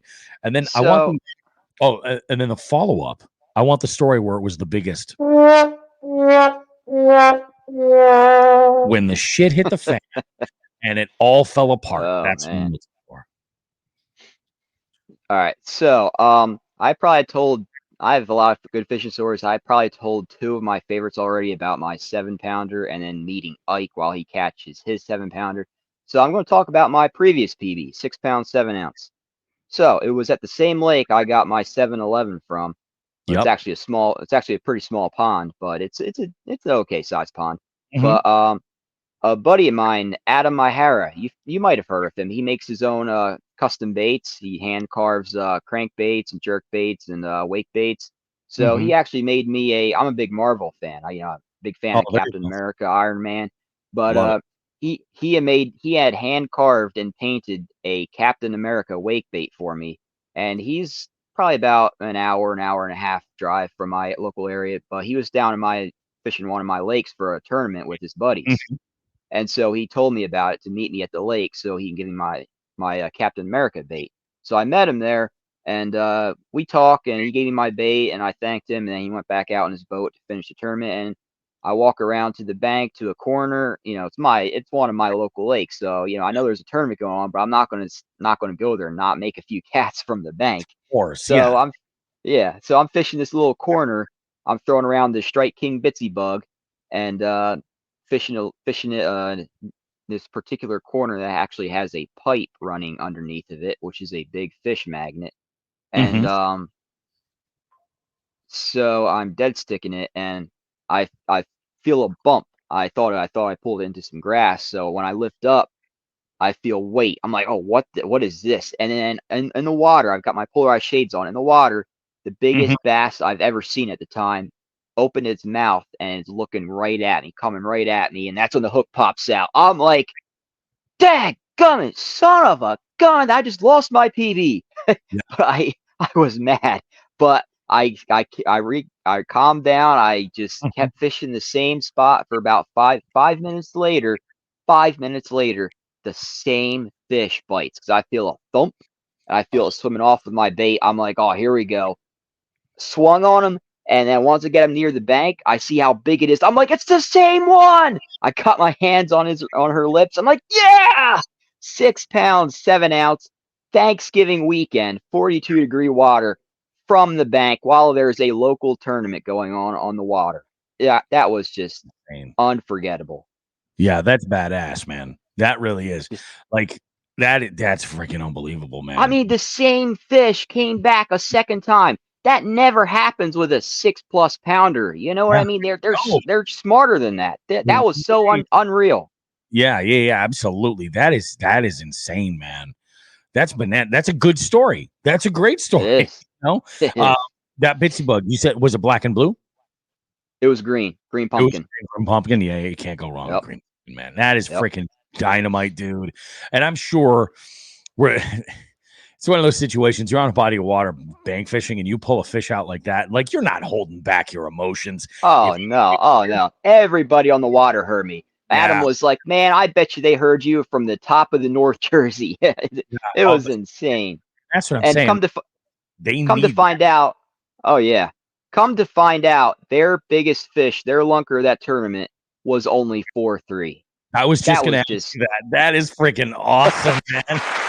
Dude, that was That was crazy. Dude, that is insane, man. I love that. That is freaking great. Now, what about the one where it all kind of went to pieces? Because this is what's so difficult about this question is that everybody has a million of these stories, you know? All right, so I've got two brief ones. One of them is mostly about my good buddy Josh Birch. He's like my main sidekick when it comes to fishing. He goes fishing with me everywhere. Yep. And we were in his John boat one day. It was a really windy day. He's got this really light 12-foot John boat. You know, no anchor, no power pole, nothing like that. So we're just getting constantly pushed into the bank from the wind. And Josh is just trying to fiddle around tying a knot on his spinner bait, just trying to hurry up and tie it so he can make his next cast before he has to move the motor again. Mm-hmm. And winds up putting a hook through his thumb. And I'm like, I didn't know how serious it was, but he's like, dude, I think I got a situation. I turn around and the spinnerbait hook is in his thumb. And so stupid him, not thinking, he goes to use wire cutters and clip it off, thinking that's going to help. And he cuts it off, and he just about passes out. He's like, Paul, I'm feeling a little woozy. I'm like, all right, dude, just get us to the bank. And so I'm sitting there at the front of the boat, and I just hear boom. I turn around, and dude, he passed out and fell down into the boat. And I'm like, Josh, and he just comes to like 2 seconds later. And he's like, what? I'm like, dude, you almost fell out of the boat. What are you? Dude, this is more serious than I thought. Yeah. You know what I mean? So it's like I grab the paddle. I'm just trying to hurry up and guide us towards the dock. So he gets out of the water. We get back to his dad's place. His dad's has got a lot of medical training, so he's got to go to the hospital and get it taken out. But that had my heart thumping. So I make sure he gets to the place that they need to take it out of him and get him to his dad's. And then I split ways. I make sure he's in good hands. I split ways, get back in my car. Yeah. I drive off, head back to another spot, and I catch a 5-pounder that evening. I told Josh, I'm like, that's twice that 2 different reasons that I had a heck of an adrenaline rush. One was a bad reason when I thought you were going to fall in the water. And number 2 was when I caught a 5-pounder later on that day. That was crazy. Bananas, dude. That's a crazy day. I've still never been hooked past the barb, and seeing what that did to Josh, that scares the heck out of me. I'm not looking forward to when that might happen. Dude. I mean, I'm a very careful angler. Let's put it that way. I'm very careful. And you know what? Don't change. It's important to be careful. I will tell you, I'm still gun shy with treble hooks. Like I never carry a fish grip. I never used to, and I do now. And the main reason why I do is for removing treble hooks from fish. Yep. I'm telling you, there is nothing more terrifying than a pissed off pickerel flopping around with a face full of treble hooks, dude. They are just livid nightmares, dude. I'll tell you, I was out fishing with, there's a guy, we've become really good friends. He is, I used to just follow his social media stuff because it was just entertaining. Delirious Angler. I don't know if you've ever seen this guy. He's a character. We had him on the show multiple times. And just to give a little bit of reference, like Delirious is a former football player. Like he's a sizable human being, right. he's something else.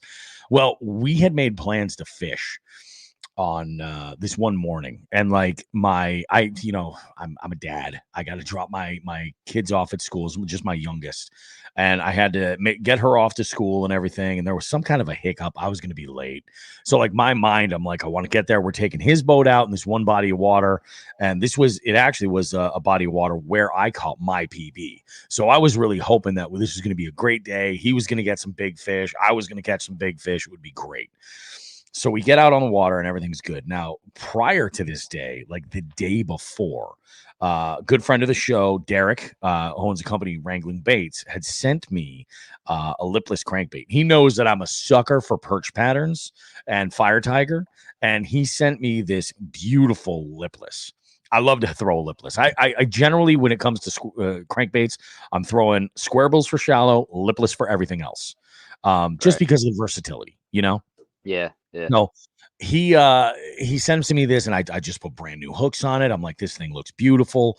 I'm like, this is gonna be what I'm gonna throw and just try to find a bite. And we're out for maybe about 45 minutes or an hour. Again, like I'm still like trying to like all the stress of the day, like put it away in my head. And I'm fishing a little bit faster than I should. And I'm trying to slow down. Finally, I do. And I hook up. I'm like, oh, this is good. Feels like a dink. Doesn't feel like anything impressive whatsoever, but it was a small yellow perch. It was probably about 8 inches, right? I take this fish in and I'm holding the line and I go and I grab the bait and it moves. And then that loose treble gets me right in the thumb. That's why I reacted when you pointed to your thumb right there, right up. Oh, yeah. Now, I couldn't see it through my nail. Or anything like that. Like it wasn't that far in, but it was way past the barb. And I'm like, okay, this sucks. Now I am attached to the fish, and this fish is on the crankbait, flopping around. I'm like, so I grab my pliers and I just shake the fish off, get him off, and then I take my pliers, my split ring pliers, and I take the hook off of the bait. Put everything back. I wish I still had that crankbait. I don't know where it is. It might actually be in the bottom of his boat. Might have. I have no idea. So I'm looking at this crank and I'm like, okay, everything's good. You know, everything's all right. You know, I'm like, we're gonna learn how to do the braid trick today, D. That's what we're gonna do. So like any true professionals would, we looked up a couple of YouTube videos and we're like, got it, let's go. So we have everything in place. I'm holding my hand in the right perspective so that he's able to pull this, and he's like, all right, and like I'm in shock, like I'm not like processing anything. And I'm like, we just got to do it. We just got to do it. Now I'm holding my hand up against me and putting pressure on the hook so that it's at the right angle. So ideally it should just come right out. He takes and puts a bunch of braid together and creates a nice little band and goes to do the pull. And as he does, my body at over 300 pounds goes forward. He pulled me forward instead of pulling the hook out. So I said, this is a little bit further beyond me. I'm going to go ahead and make some phone calls. Now, my sister works in an ER, and I reached out to her and I said, listen, I got a hook and a finger. I was like, I've got to go. And, I was hoping she had the supplies. And she even said, she's like, if I had the stuff here, I'd say, just come here. She's like, go to an urgent care. They'll be able to do it. Well, I called an urgent care. They couldn't do it. They're like, you got to go to an ER. So my sister makes a couple of calls and she's like, they're expecting you. Just go. And I was like, all right, cool. I go in. They were so good. They got me right in. And I have never seen a ER tech or a doctor like break a sweat trying to remove a hook from a hand. Now they shot me full of lidocaine. I couldn't feel anything. I was just, and I was looking over my shoulder, and I'm talking to there was a student in there that was interning. And she's like, do you mind if I stay in here to kind of see how this is done? Because I've never seen a hook get removed. And the grimacing on her face told me everything I needed to know. I was like, I'm not going to look over here. Yeah, it sucked. So like even now, like if I have a fish and I've got a fish in my net and I'm throwing a jerk bait or something like that, especially like a 110 jerk bait with 3 trebles, I'm like, yep. Yeah. You're going to get the fish grips, and I'm going to have fish grips and pliers. Yep. Man, I'm not fooling around anymore. I'm not taking those chances. But dude, that's rough. That's rough. You said you had one more for us. I had one more, and it's probably the most frustrating and just when it comes, probably the worst experience I've had losing largemouth bass. So here I am at again the same pond that I've been catching giants from, that I've caught my 6 and my 7 from. Same pond loaded with giants. Never seen so many 6-pounders come from one pond in South Jersey. So I'm here one early spring morning, and I'm throwing around a Vibrax inline spinner. Really good bait. I've caught a lot of nice bass on that, especially in colder water. So here I'm just throwing it around the bank, and I hook into something big. And I thought it's a big pickerel because they love inline spinners. Yeah. But then I see a big bass, big bass jump out of the water like a tarpon. I'm like, oh yeah, here we go. I get it close to the bank. I'm like, oh my gosh, that's like a 6-pounder. That's got to be a 6-pounder. And I get it close to the bank, and I set the rod down. She's almost tired. I set the rod down, grab the line, start guiding her towards me, and pink, the hook just pops out, and I see the inline. I'm pulling the line. I see the inline coming at me, and the fish is going the other way. I'm like, it took a lot to process what happened, and she just flopped around and swam off. I'm like, no! I was mad, but I kept fishing. Get this, I kept fishing. I was mad. I cooled myself off, picked my rod back up, made a few more casts, hooked something else nice. I'm like, oh yeah, here we go. And then probably a 3 or 4 pound bass just comes up to the water for a head shake and just throws the hook. I'm like, I'm done. I'm going home. I'm done. This is not my day. I'm calling my therapist. I'm done. Oh my time God. out. I'm done. I'm done. Because I'm like, you know what? Some days you just know that's not the day. I mean, there's a fine line, but there's a fine line between keep on grinding, keep on at them, and just knowing that, yeah, it's not your day, buddy. Just go home and do something else.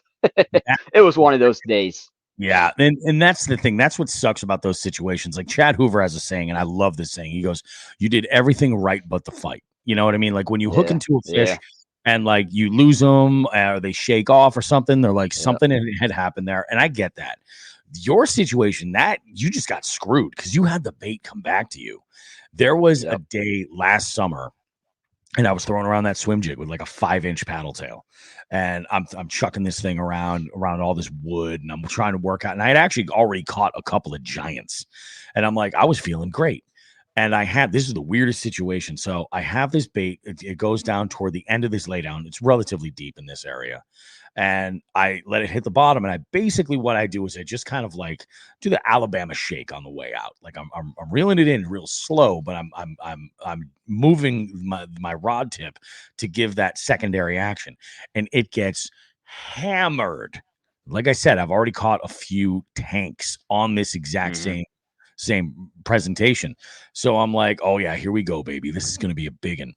Now, this water it's got kind of like a greenish kind of tint to it, but the visibility is really good. Like you probably have about 6 foot of visibility. It's pretty insane. And I see this fish come up, and you can see it with the head shakes. And I'm like, okay, so this is the one that's there. And I say the one because there was another tank that was just off to the side, like watching this whole thing happen. And I'm like, holy shit, I can't believe this. This is insane. So I'm working to try to get this fish up. I got the net, and I go to put the net out and try to scoop them up. And my line breaks because it's all frayed up from all the wood I had been throwing this into. And like, I lost my goddamn mind. I lost my mind. I had a complete meltdown because that was literally like, if I would have got that jig and it just popped out, like there's nothing I could have done to prevent that. That is just like tissue or whatever. Like there was nothing I could have done, but I should have retied. If I would have cut and retied, it would have been a different beast. I've become such a stickler for that now. I'm always checking my more than it's like Bobby. On that note, the day I caught my 711, I caught a pickerel prior to that had kind of made some nick marks on the end of my line, and I'm like, you know what, I'm going to retie. And the next bite I got was a 7+.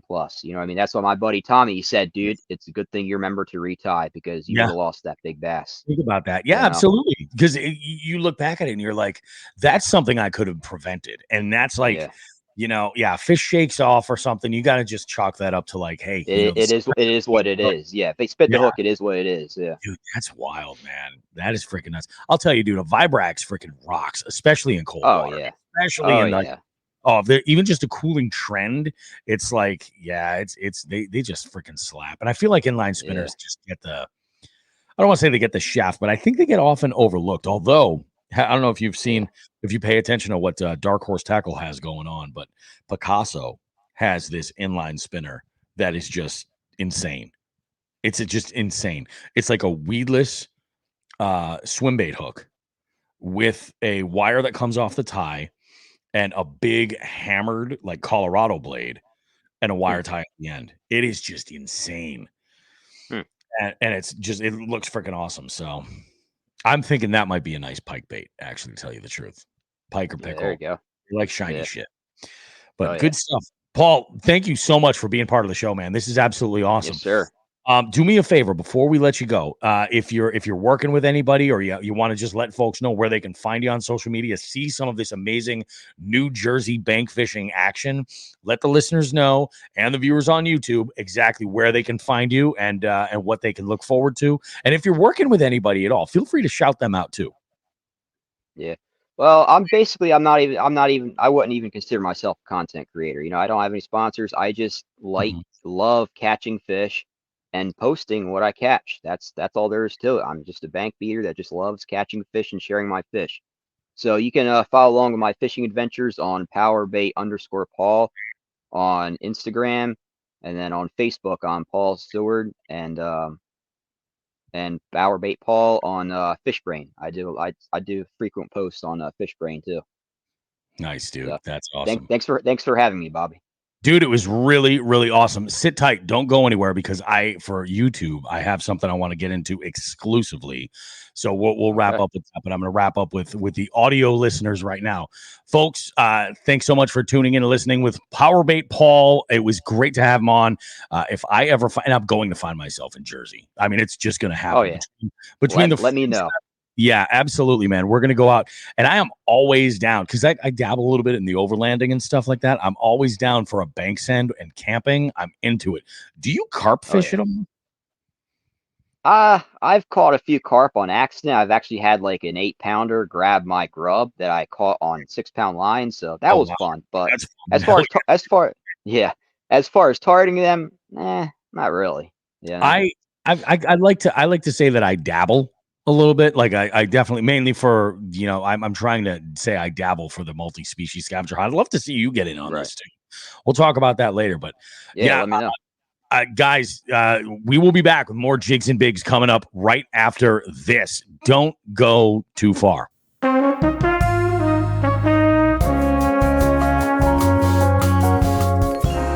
Alrighty, guys. Jigs and Bigs here, coming to an end this episode. Thank you so much to everybody who's been a part of this.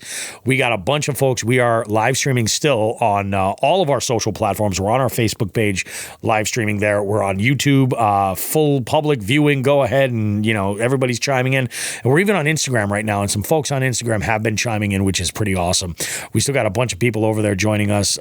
Stoneman Lure says hello. How you doing, Stoneman? What's up, baby?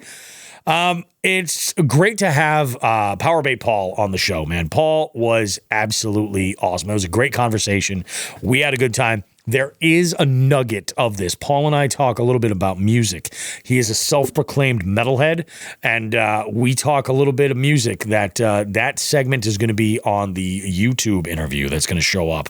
We're going to pop that on there, so you guys can check that out as well as the whole interview. Some people just like watching Talking Heads, and that's okay. That's fine. That's cool. I think the Talking Heads are a great band, personally. Yeah.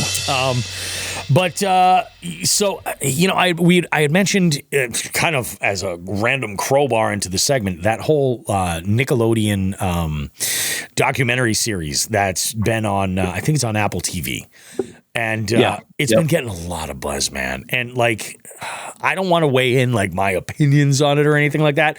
I'm a little bit too old for that to have been my childhood at all. But Joe, you are not.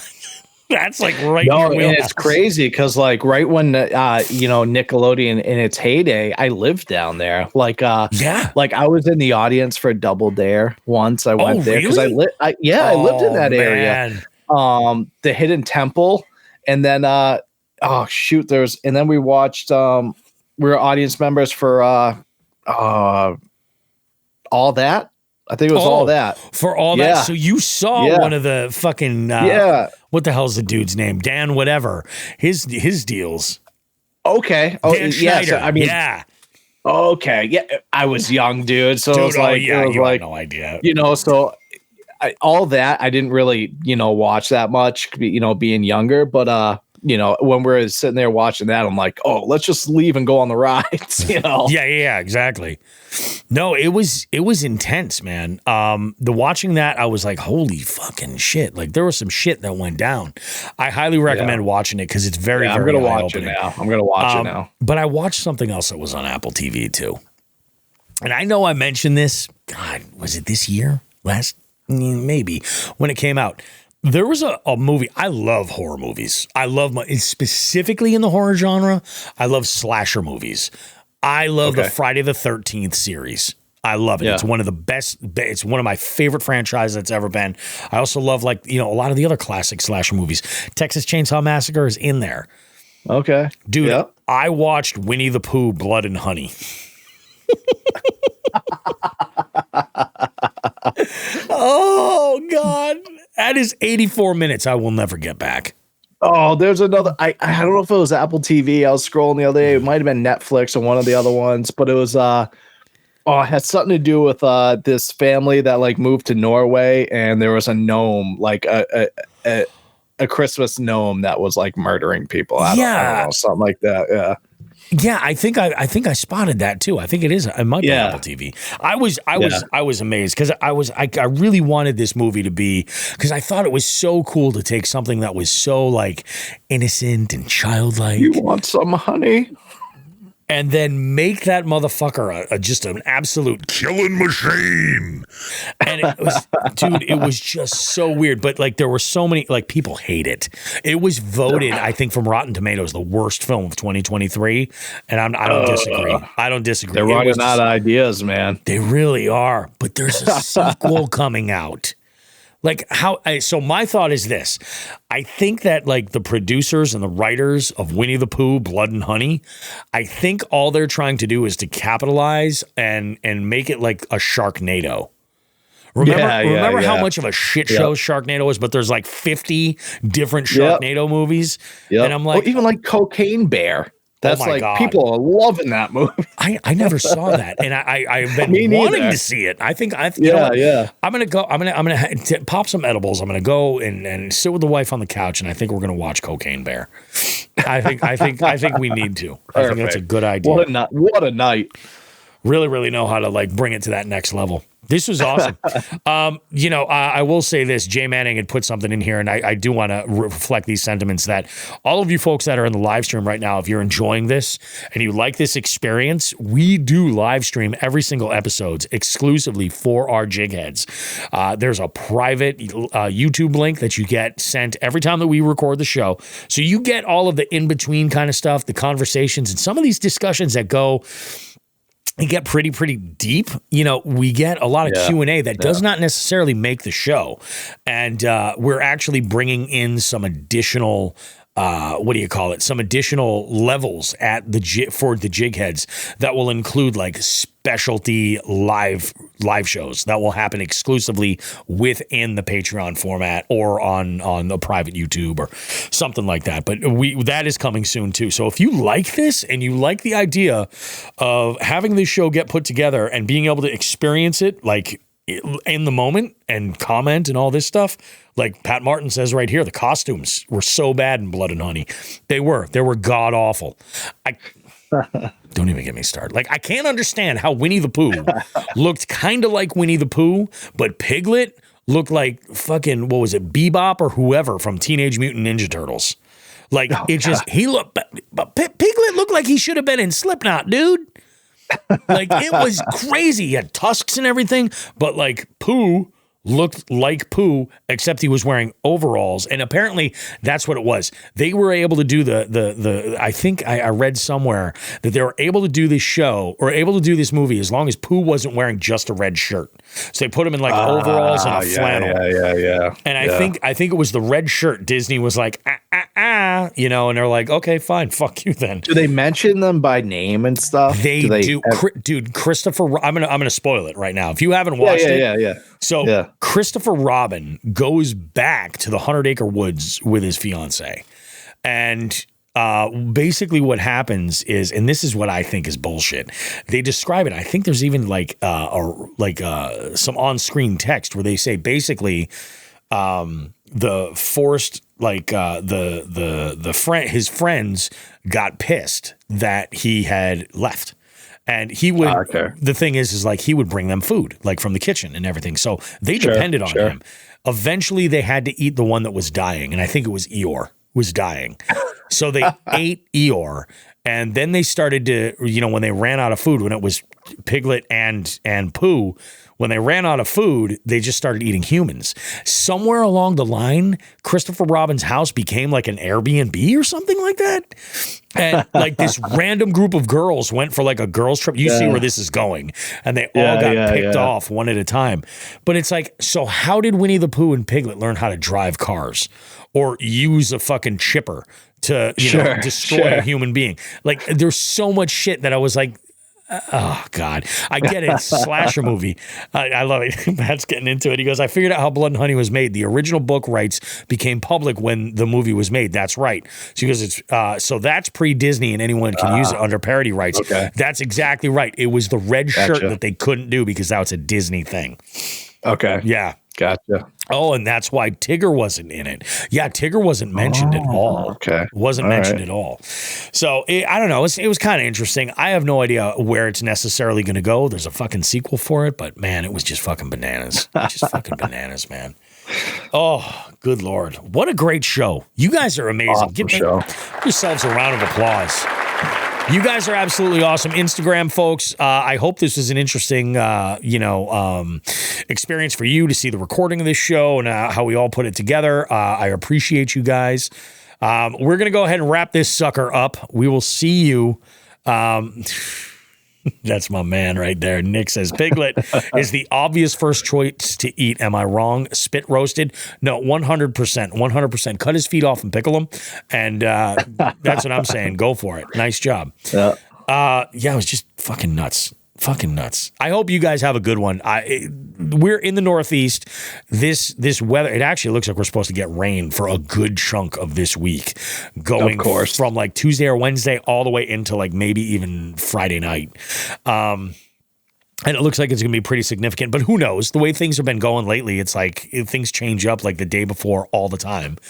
Right. So I'm hoping you guys get out there and get on some fish.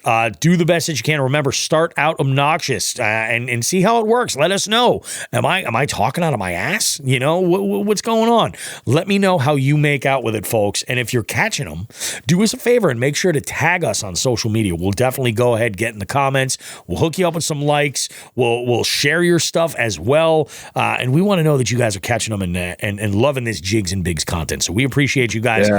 We will see you in 7 days. Joe, do you have anything you want to end on before we wrap this up?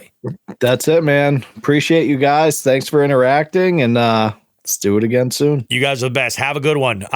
Don't forget, like we always say, tits and ass, smoke some grass.